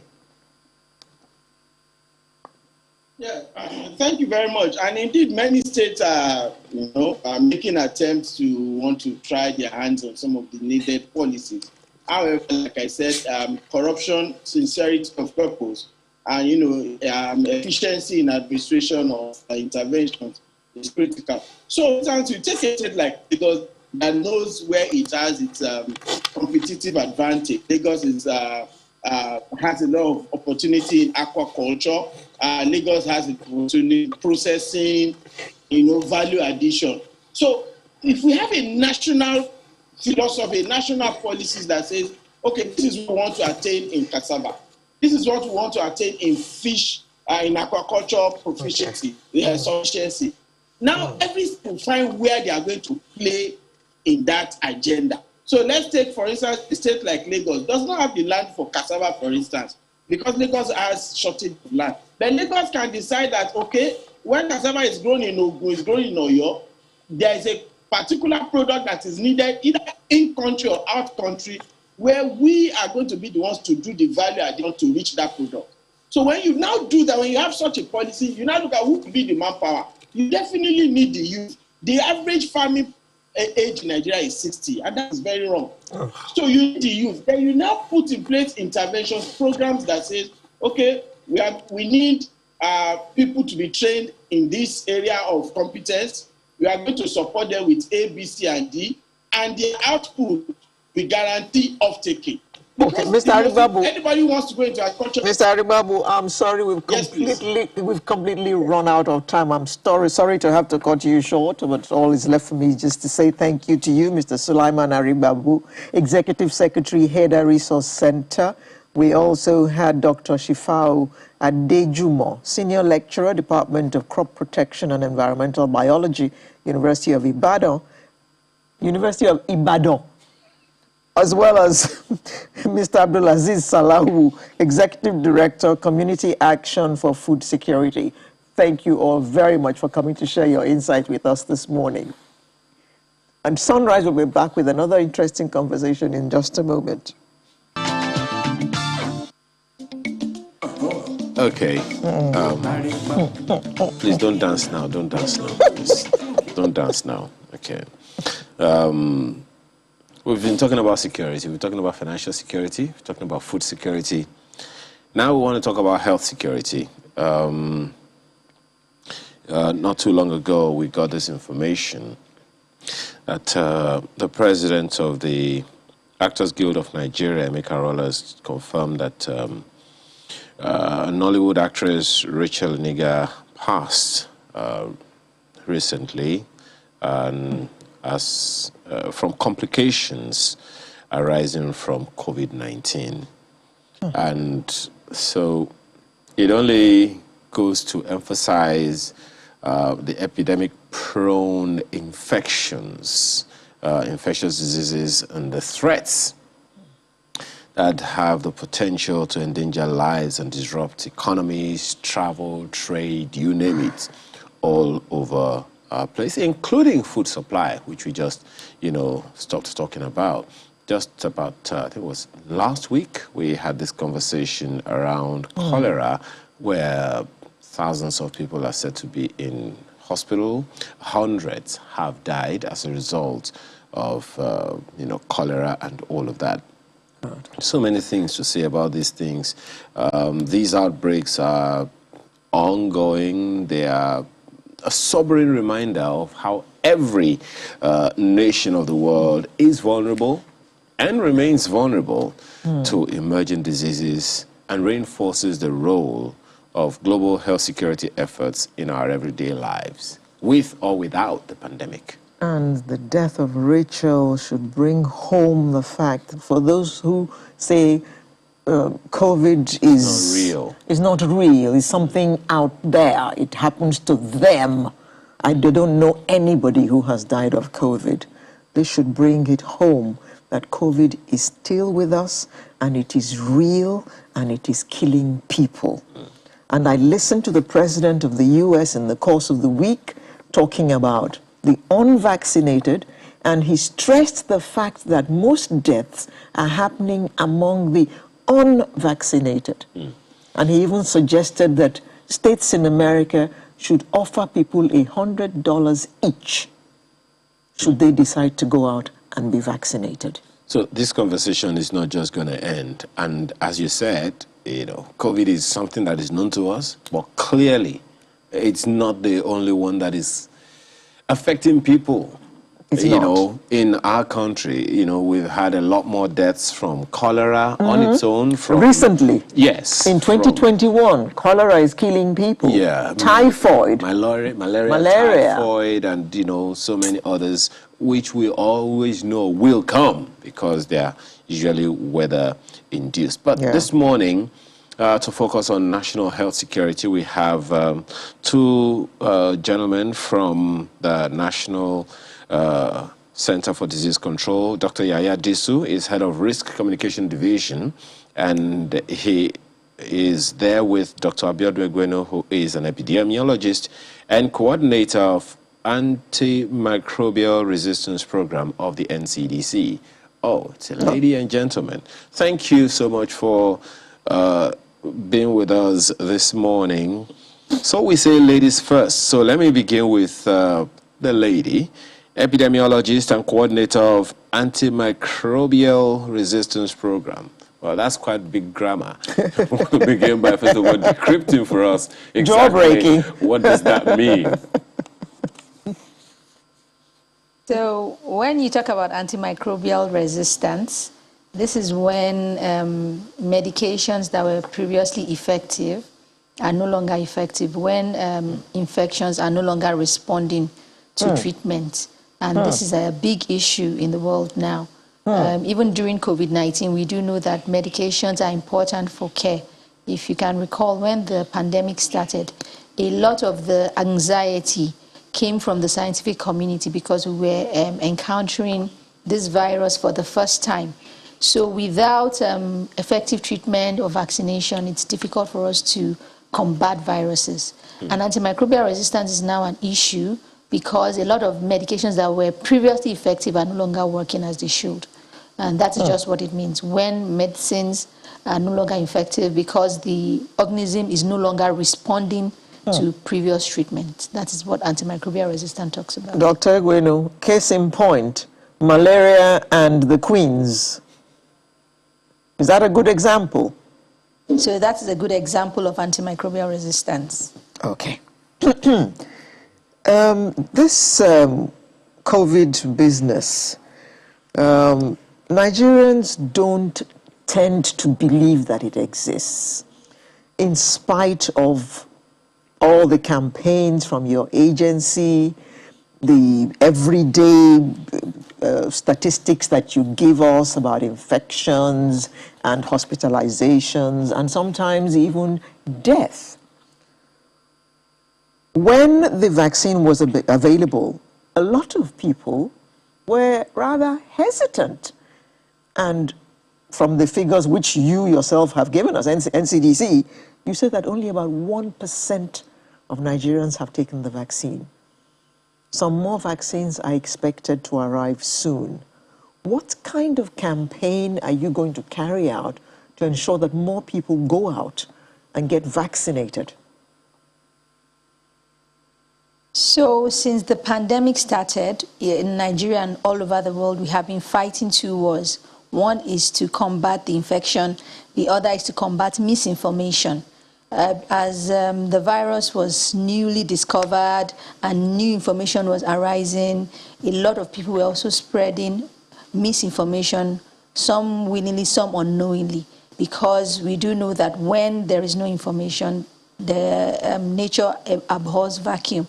so misinformation can thrive. So the NCDC, with key stakeholders, we have been working to battle misinformation. One of the key ways we've done that is media appearances. We also have a website where correct information can be found, with our stakeholders using their own website and other social media handles. We've been able to propagate correct information. And for the vaccination, the National Primary Healthcare Development Agency is actually in charge of the vaccination. So we work collaboratively with them to spread correct information about the vaccination. And one of the things we should know about misinformation is that it travels borders. Some of the misinformation that we are seeing now in Nigeria has occurred in other countries. And through social media, being the world is now a global village, people can access information from different areas. So and that is why once we detect this misinformation, the same way we respond to the disease, the infection, we track the information, we isolate, and we treat. Treat means that we actually provide correct information to people at that time. And now we are trying to work on what we call building resistance, vaccinating people against misinformation, meaning that before the misinformation comes out, once we detect it outside the shores of Nigeria, if we notice that this is something that might likely cause more resistance to vaccination or to testing or to accessing treatment, then we start providing the correct information before the misinformation goes viral. So these are some of the strategies we are employing at NCDC in collaboration with our other stakeholders. Well, Dr. Disu, do you still have the same vaccine resistance to truth or correct information? If I'm going to use the analogy that Dr. Guedo just gave, on the one hand, you have information that is not true. Now, in order to get ahead of more false information, you, what's the word now? Vaccinate people against fake news before it comes. So how successful has that been? Let me answer that. Misinformation, rumors, whether correct information, any information circulating. Now WHO has adopted a term for that. That is infodemics. Rapidly evolving information. Sometimes they are correct, and then the people get confused, and because things change very fast. And that is one aspect. There was a time we're saying that only healthcare workers should use masks. But when we started having community transmission and asymptomatic transmitters, and then we said everybody should use masks, so people couldn't resonate with that. That is one side. Then on the other side, there are people who spread information that is not correct, information that is misleading, and then we know what this can do in terms of weakening the effectiveness of this misinformation. And then there are people who deliberately spread misinformation in order to deceive people, either for economic gains or for political gains or for whatever reason. And now, the three strategies for fighting misinformation. First is to the prevention of that is to deliver high quality information to the people in order to avoid vacuum. Then the second one is to debunk the incorrect information in circulation rapidly so that people will know what is correct, and that is what we're doing for now. Then the other two strategies, two approaches, is resistance, campaign against misinformation, like zero tolerance to misinformation. When people know that there are dangers attributed to misinformation, and then they will be able to say no to misinformation. So this even goes beyond health. This is what we need to adopt all of society approach to. Then the building resilience, which my colleague, Dr. Abiodun Igwenu just mentioned, is a way of inoculating people with the ideas of how the tricks behind how people create misinformation, and then the thinking behind that, what is their intention. So when people are exposed to that, sometimes it comes like a game, and then you understand all the antics. So when you see information, the important thing is you first suspect every information you see. Could it be true? What is the intention behind this? So how do I verify this? Where do I verify this? And what do I do with this information? After you have verified it, you know the right source to go to. Then you now know if it is correct information, you can spread that. But if it's incorrect information, you don't spread it, and then you don't act on it. So rebuilding resilience is like inoculating people about how misinformation is created, and then the intent behind that. And people, so that we are building resilience at individual level, at community level, societal level, and every other way that we think misinformation can be propagated. So that way we can mitigate the impact of misinformation. So in a situation whereby your response, you may not be able to respond to all the misinformation in circulation. And then the resistance, of course, those who are aware of the dangers, they're able to resist. But there are still some misinformation that will still find their way to circulation, and people may be vulnerable. So in order to reduce vulnerability of the people, that is what this one is talking about, building resilience at individual and community level. Dr. Disu, let me just stay with you. The World Bank has drawn attention to foodborne diseases, as well as poor hygiene and food handling. Some would say that Nigerians are quite careless and quite, I'm not in a hurry to use the word dirty, but we're not as clean as we should be. Our hygiene leaves a little bit to be desired. Some would also say that this is not a time for us to be eating out, eating mama put randomly because of the cost of food items and the food handlers and food preparers wanting to cut corners. What would be your advice to Nigerians right now in the face of what we're seeing regarding foodborne diseases? Well, when you look at health behavior generally, there is this approach to understanding behavior, iceberg model. Most of the things you see that happen on the surface are like iceberg, but the real things happen beneath the water that people cannot see, and those are the things that influence what people do. So it's about the value people have for the health. It's about the emotions. It's about priorities. It's about perception, risk perception, and it's also about the way we socialize and socialization. How we understand diseases, and this goes far as our education system, and then our values at home, our approach towards health, what we teach our children about health, understanding of how disease is spread and what causes disease. When people know this and they are conscious of their health, then it therefore means they will be able to take any precautions, any steps that can safeguard that health. That takes us to what we call health security. And then the health security, when we say national health security, it is not just responsibility of the federal government to safeguard the health of the people. It is at all levels. Health security at individual level, at family level, at community level, societal level, at political level, and then business level, and so on and so forth. So we need to go back to drawing board to begin to reorient ourselves to know what is our value.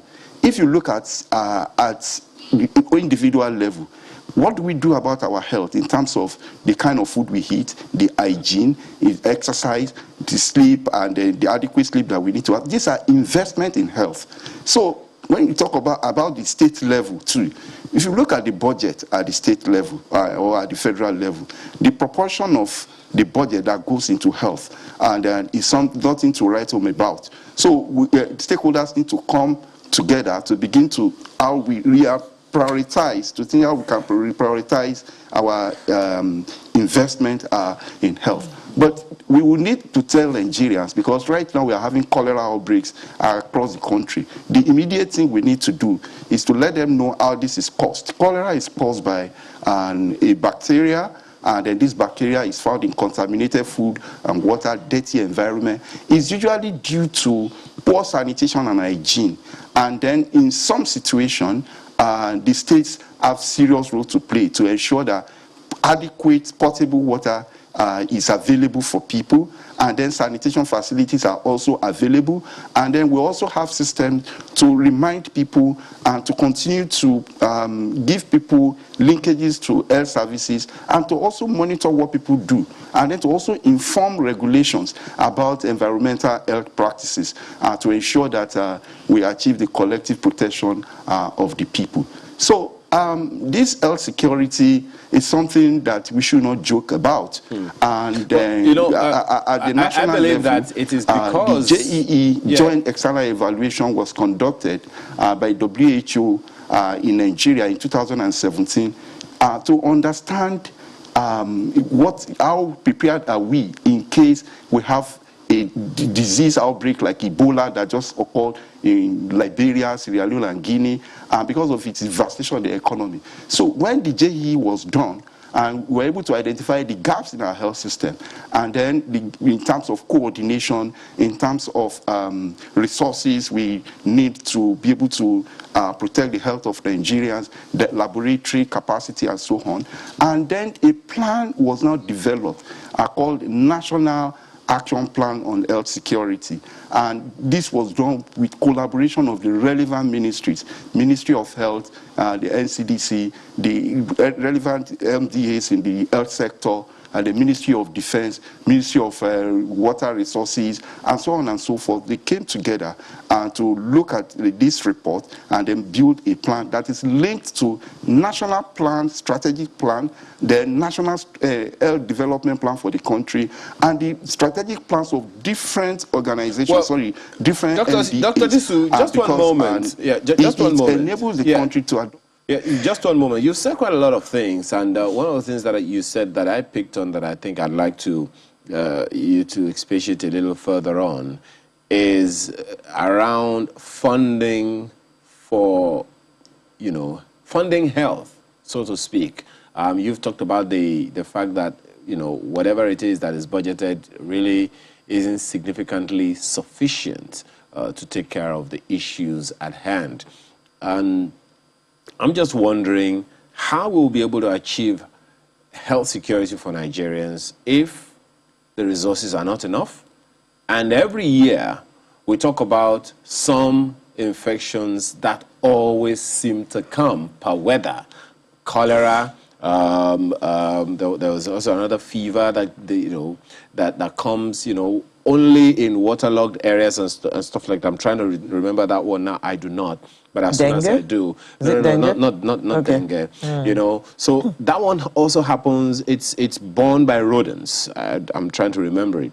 So that one is there. So you're talking about the health, challenge, as well as the fact that we do not have enough resources to tackle these things. So I'm just wondering, would you say that we are really doing anything to take on the challenge of health security if we know all that needs to be done? We talk about the same thing every year and we don't have enough resources to take the issues on. Okay, and let me tell you, the good news is we have made some progress with regards to that. And then one of the recommendations of JEE that time was that the bill for Nigeria Center for Disease Control should be passed. And then because that, when they have the mandate to be able to carry out their functions for protecting the health of Nigerians, then they are in a better position to make galvanized actions. That one has happened. Then the multi-hazard plan that involves security, that involves priority diseases, Lassa fever, yellow fever, and all those things. The guidelines have been developed. We have that multi-hazard plan now that has the buy-in of all the stakeholders. Then workforce development, building state field epidemiologists, and then training surveillance officers at the local government level. The program has been developed, and that one is continuous event. digitalization of our reporting system to make them real time so that we can quickly pick this outbreak as soon as possible. That's one of the good things COVID-19 has done for us. Before COVID-19, only a few states are using that SOMAS platform, the electronic platform for reporting diseases. But with COVID-19, we have rolled it out in all the states. We have also built public health emergency operation centers in all the 36 states of the Federation and FCT, whereby we now have capacity to respond to emergencies. And then again, issue of routine risk communication and community engagement capacity has been built. But we need more investment. We need more empowerment of the local government, a community to be involved in all these things we are saying. NCDC at the national level and other stakeholders can only provide the guideline, the technical support, and also resources where they need, like prepositioning materials, like for cholera and so on, for cholera response. So a lot still needs to be done, but we have made some progress. The COVID-19 has also opened our eyes to the gaps in our health system at political level, at professional level, at the public level too. So all these are things that we're looking at. The conference, we had a conference this week. We call it NICAFE Conference, Nigeria Conference of Applied Epidemiology.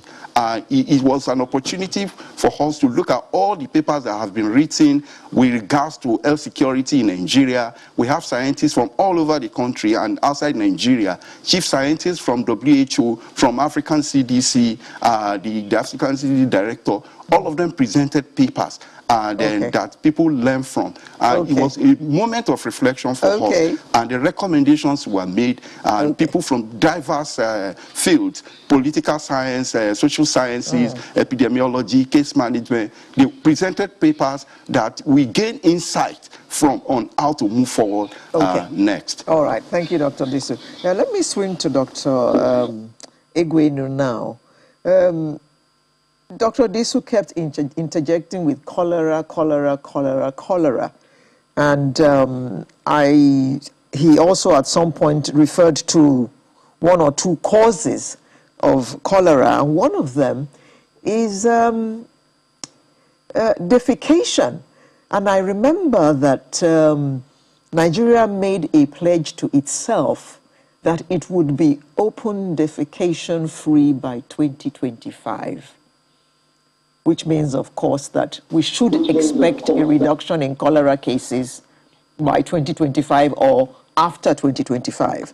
But do you see any serious effort at curbing open defecation in Nigeria? Do you see states doing anything specifically to ensure that we meet that 2025 target? So at the NCDC, we work very closely with the Federal Ministry of Environment on that. They have the mandate to really work with Nigerians on ensuring they have access to sanitation facilities. And there are also indicators, both in the country and globally, looking at the trends on this.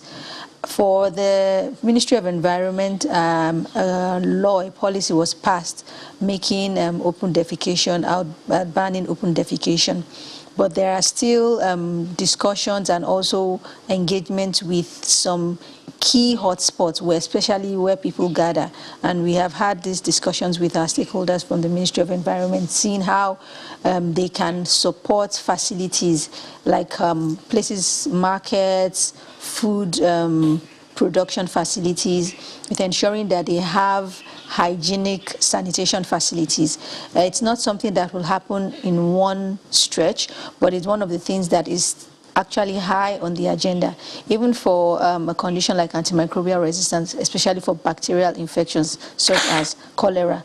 We do know that defecation, feces, when it's not properly disposed of, really increases the transmission of many infectious agents. There are many vectors, many insects that can carry disease from such material and into food, especially when they are not properly stored.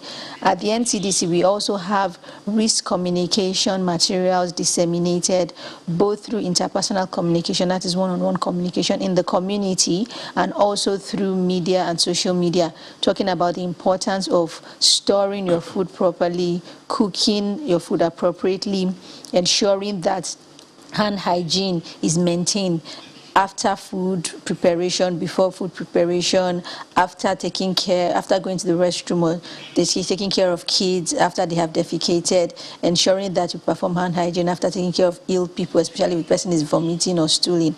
So these are some of the core messages that have been going out even before the cholera season and during this season, encouraging people to actually keep to hand hygiene practices, one of which the COVID-19 pandemic has shown the importance of.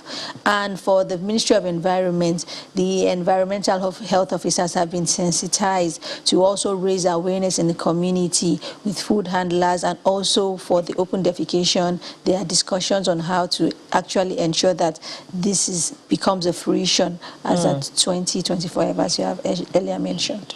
Yeah, Dr. Egweno, do you see any positive things happening to ensure that we meet this target? Because to my mind, the only way to make sure that this happens is by building more toilets.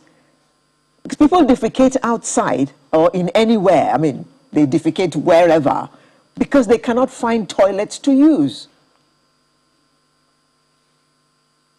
COVID-19 pandemic, there was a high-level delegation to the Senate where it was approved, and there are school toilet programs also all over the country, because we do know that children also schools are very important places for children to gather, especially where people gather, and transmission can also occur there. So there are already school toilet programs that are already ongoing, where school facilities without toilets are now being provided with these facilities.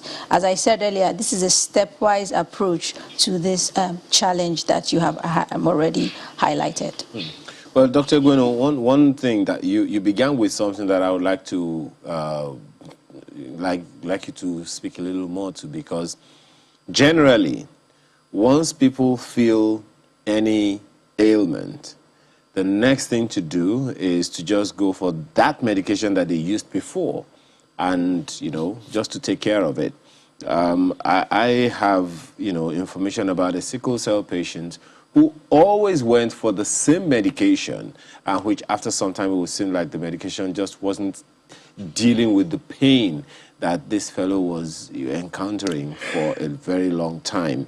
And so it probably speaks to the antimicrobial resistance that you talked about earlier. What are the things that people need to know in order to get, to deal with the issue themselves as part of the program that you are on?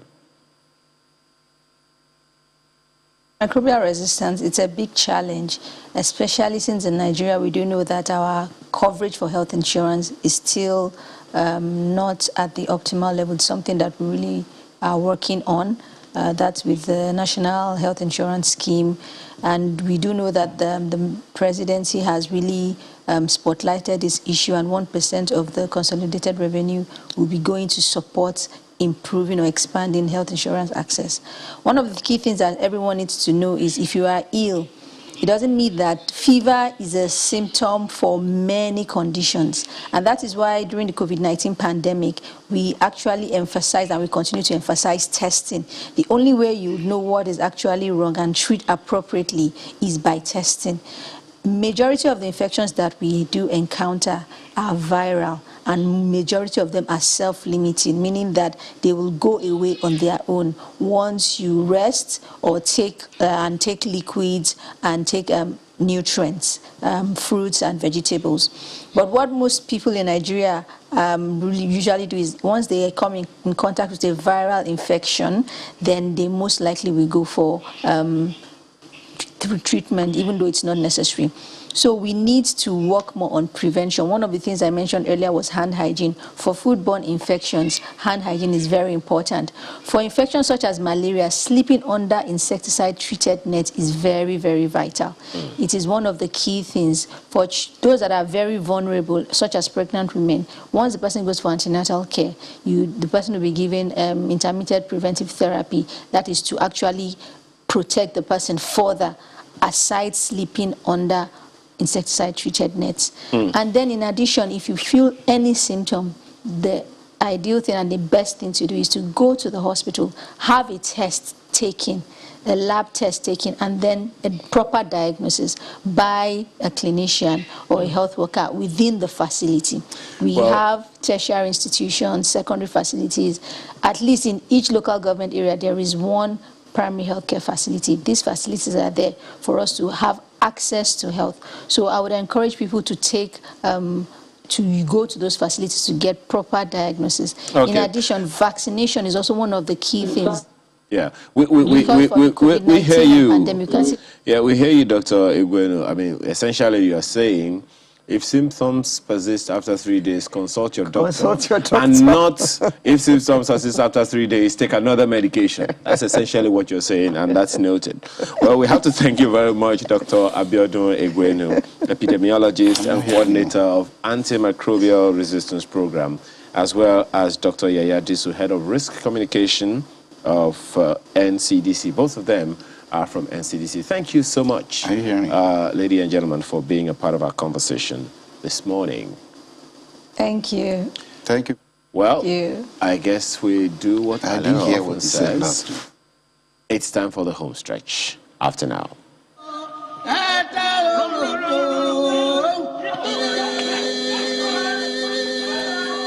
Yes, welcome back. The governor himself is with us in the studio this morning. Good morning, Lancelot. Good morning. Nice to be here again. Wow. Well, I think happy birthday would be in order. Yeah, 2 months after. It doesn't matter. The well, point you're still is, celebrating. You're alive. Yeah. You are still, because you have a shirt saying celebrating Lancelot Odua Imaswen at 50. Yeah. So the celebration continues. Throughout the year. But my dear, every day is a celebration now, in light of what we know. You can say that again. COVID is racking our world, not just our nation, racking our world. Hunger is killing people. Hunger. You know, floods, natural disaster. I mean, we have cause to be grateful and we have cause to celebrate every day. Every day. Welcome, Lancelot. Thank you so much. It's good to see you nice again. To be here again. Lancelot Imaswen, popularly called the Governor, is a Nigerian film producer, director, and scriptwriter with almost 25 years of experience. Over 25 years now. Well, okay, it's over 25 years now. Okay. He's the CEO of Lancelot Imaswen Media Network. He's a public speaker and a founding member of the Directors Guild of Nigeria. Yeah. Now, we saw some clips there before you were introduced. Right. Now, tell us, what was all that about? That was, the first one was the movie Invasion. What was that about? Well, some years back, that was made about 9 years ago. I stumbled on some stuff on the internet that an art piece from Benin was going to open at the British auction house, and the asking price was £4 million. I was blown away. And I took my bag. Benin artifact. Yeah, they was going to being sold by somebody else for £4 million. Just the starting price. Yeah, starting price at the British auction house, and that a lot of move to stop and push for reparation. Yes. And for that, as an artist, forget reparation, return it. As an artist and a motion picture practitioner, I needed to lend my voice to that. So I came up with unapologetically presenting the stories, event and series of events that actually led to the looting of the Benin artifact in 1897. And that's what brought that work, Invasion 1897. And for the first time, someone was bold enough to say no.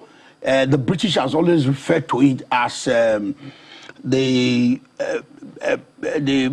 punitive expedition. Punitive. And, or the Benin massacre, then followed by the punitive expedition. I said no, it was indeed an invasion, judging from the fact that the war took place in Benin, where I come from, and the places that were destroyed, we still, okay, the parts of the urban Benin was that big all over where it's called Ring Road today, down to the prison and all of that. They destroyed these whole places and left with this artifact. And I needed to make this statement, and to the glory of God, it became one of the boldest statements as far as the call for.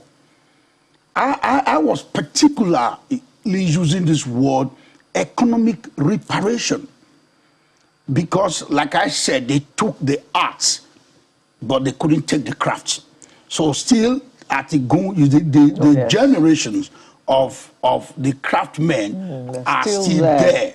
The place called Igun, where these guys were manufacturing this stuff, was still there. And bring it to the fore too that they were not just mere piece of artworks, but the historical documentation, our own style, that was the way we were doing it. Yes. People could communicate with that, create a stew, and there are inscriptions on it, and the person they are sending to knows exactly what is written on it. So with Invasion 1897, it was clear, and we went as far as screening this movie inside the British Museum, where a young Edo boy who is a bronze caster, his works were exhibited right at that venue where the movie screening was done. And this particular movie had gone around the world, winning several awards, but it was loud. And I remember vividly we had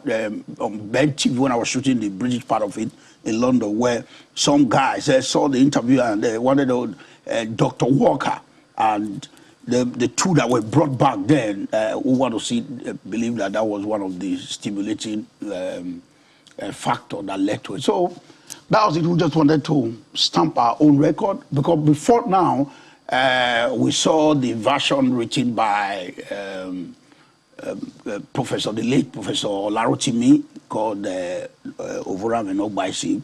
We saw the version written by Professor Ahmed Yerima, called The Trials of Ovoram. And emphatically, there has not been any major artistic credence to this particular event from an indigene that I had aunties then growing up. I said, okay, I was 8 years old, I was 9 years old when this is happening. People you actually interacted with. And I made bold to say that the psychological effect of this brutal invasion and destruction of the Benin Empire is still very much with us. How important are the facts, the factual content of making a historical work like this? Yeah, the research was extensive. I can imagine. Extensive. People were caught up. I remember the very vibrant, great historian, High Priest Osemige Ebohon. Palace was involved. I can remember vividly. Oba then went, gone Oba to his ancestors, His Royal Majesty Oba Ejawa. We went to let him know that we want to embark on this project, and gave his blessings to the project and said, what's the reason? Why do you want to do it? Said, well, we want to lend our voices to this and present it from our own point of view. I kept using that word unapologetically, from our point of view. So our research was extensive. I would say not just that particular event, but since the event accumulated and led to the invasion. Because the invasion didn't take place in 1897. There were events that followed, that preceded the actual war that broke out. You said this movie is 9 years old. Yes. But the conversation is as current then as it is now. Absolutely.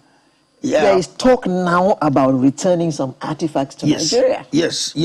I feel fulfilled as an artist, and actually pushing that art is no longer just that piece of stuff you put together to entertain, but becoming a very strong, very vocal advocacy tool for social reformation. I've always said I call my art reeling for change. So I feel very grateful to God. I'm very fulfilled. That How significant would it be? Okay, maybe I should try to ask Alero's question in a different way. So the effect is, okay, attention is being drawn to it. What are your hopes that the effect would be? All right, just as you said, £4 million. starting. Convert that to naira. Just give us the starting. Please. Don't give me a headache. Thank you. I don't want to think about all the zeros behind it. Just imagine that for a bit. Now, the federal government is showing interest, definitely. Right. And for the Benin man in you, not the artist now, for the Benin man in you, what are your expectations? I see this from two angles. First, the fact that people have been, we've been talking. There have been symposium, people have written personal letters, there have been protests, and then this movie. The fact that when you push for a thing and you are going to see it crystallize, whether you are directly credited or not, you have that fulfillment within you that I lend my voice to this and it's happening. So when they talk now about a whole lot of countries and institutions willing to return, it's been, for me, it's been quite fulfilling, very exciting, and I want to believe that we also begin to look at the economic value. Because I was at the museum in Museum of African Art in Boston, at the Smithsonian Institute that was also gracious enough to screen this movie in furtherance of this. You don't just walk into this museum, you pay something to go and look at this stuff. So I want to think that whoever that is negotiating for us will also make it imperative that there are some bundles, millions of pounds, if not billions of pounds, for over 100 years, that these things had been kept, and people go there, pay some stipend to see them, should also be returned. And the lineage, the heritage of where it came from, and of course, we want to see Igun as a street, as the people now that the generation that made it benefit from this. We want to see the place, the palace of the Oba of Benin benefit from this. We want to see that this attracts bigger attention, and we find those that are still in the act of creating this stuff. We want to see bigger global exhibitions of this work of art, and not just always basking the, return the ones you took. The things are still being produced to date. So that's my point. Okay, so this is one of many that people would hope. Personally, I'm an advocate of us documenting history this way in the movies. You watch a lot of Hollywood movies, even Indian movies. You see them making historical movies, biographies of their, icons of their nation and stuff like that. So perpetuate history. Do you see how far do you see us going through that kind of thing as a nation, not just as artists now, as a nation, to perpetuate history, to sustain history? Because, many people are aware, of course, that Hollywood has the support of the federal government of the state, of that particular nation. And so, in many other clients like that. What would be your expectations of us as a nation here in Nigeria, having the support of government to help us write history indelibly? Well, I said I made this 9 years ago. The other trailer they showed is another historical piece at this war. I'm a strong believer that a lot of our past can be captured using the instrumentality of motion pictures. But sadly, it's not been so encouraged because they are very expensive to make, unlike contemporary movies today. And there's fiction. A lot about Nigeria that posterity will not forgive us as artists, as filmmakers, if we do not, as a matter of fact, capture this stuff for generations yet unborn. There are great individuals. The metamorphosis of us as a nation, we have actually not been able to capture, excuse me, capture this emotion picture. So it should be encouraged. States must provide funds for some major happenings that took place in their formations, capture them using the instrumentality of motion picture. So you can never really overemphasize that. Are you going to look at the 1960s? You take us through how that will be done, because it really is important. But let's take a short break to address that.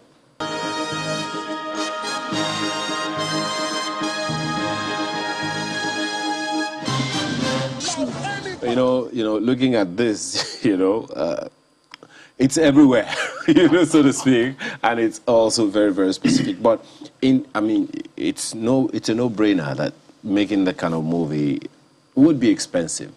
The research alone, I can just imagine, and then come to the cinematography and everything of it. Right. In what ways specifically do you think government should interface? First, the enabling environment. Enabling environment is a little vague. Yeah, and I see critically that the Nigerian government has not been able to elevate the business of art to the level it should be. I think that's just the missing point. A lot of it come on board without a proper blueprint. Are you going to talk about issue of job creations? In our days, over 500 persons were employed directly. Invasion had that huge number of people brought in. So 500. Critically, they are not looking at it from that angle. So basically, it's okay, fine. If they are not funding, they should be able to attract and guarantee some of these productions to hold. Like what this movie we saw in Kogi State through Mercy Johnson. It was a historical piece by playing on a great woman from that place. So I don't know how to say this. The things that they are not interacting with us the way it's supposed to be. What you see is maybe some handouts and whatever. They see artists, they are excited, give them some few minutes. These things need to be institutional. A quick one on that. Anyone would say, hey, come on, you guys are movie makers, you make money. It's a business for you. Why should government intervene? What would you be telling them? Oh, well, you asked that question. We have made the ones we made, like Invasion 1897, that is a discussion right now, such project, whether we like it or not. The government of that area where this, because the power of the advocacy that this film had, you can't underplay, you can't undermine that. We are talking particularly issues that goes beyond, oh, this is just a film. We're talking about historical documentation. We're talking about even the storage of some of these facts for generations yet unborn. So it goes beyond coming to do some guy a favor. No, there are some of this stuff that government need to deliberately, I'm using the word deliberately, see to its production for the sake of posterity. Yeah, but government could just sit back and say, well, without us, they're doing okay. Well, yeah, we're doing okay. That's specifically some of this project calls for such collaboration. So we are not entirely saying, okay, government, come on, give us everything. But some particular projects like this need some kind of government encouragement. But I'm sure doing okay is not enough for you. No. Exactly. Exactly. Just a quick one on this, Lancelot, before we go. The taking care of the health of the artist, of the art maker, of the movie maker, is also something. But you guys get so busy that, you know, it would seem like, you know, having time to take care of your health is, you know, such an issue. No, I'm not making any reference to late Rachel Oniga, but I'm just saying that perhaps there is a specific way that artists should take care of themselves or their health, given the peculiarity of what they do, so that they can be able to make great movies and history for us. Sadly, let me pay tribute to the late Rachel Oniga, who we worked together extensively. May her soul rest in peace. Amen. I'll be very honest with you. Forget about the glitz and the glamour and all of that. Everybody just come up social media to put up some level of facade. Yeah, that is not to say people are not making money right now. You see,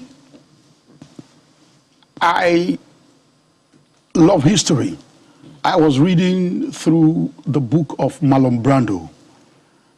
He was shooting in Haiti in 1968. If you don't mind, Mr. Mason, we need to make this quick because yeah, we produced my directors already. The president, he was sick.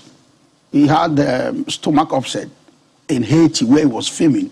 They had to fly him back to America to be treated for the minor stomach upset. And once in a while, the president of America, Jeff Kennedy, will call to find out how he's doing. This is the kind of importance. If we see artists just beyond, oh, are they not actors? Delta State has just lost an icon in the person of Rachel Oniga.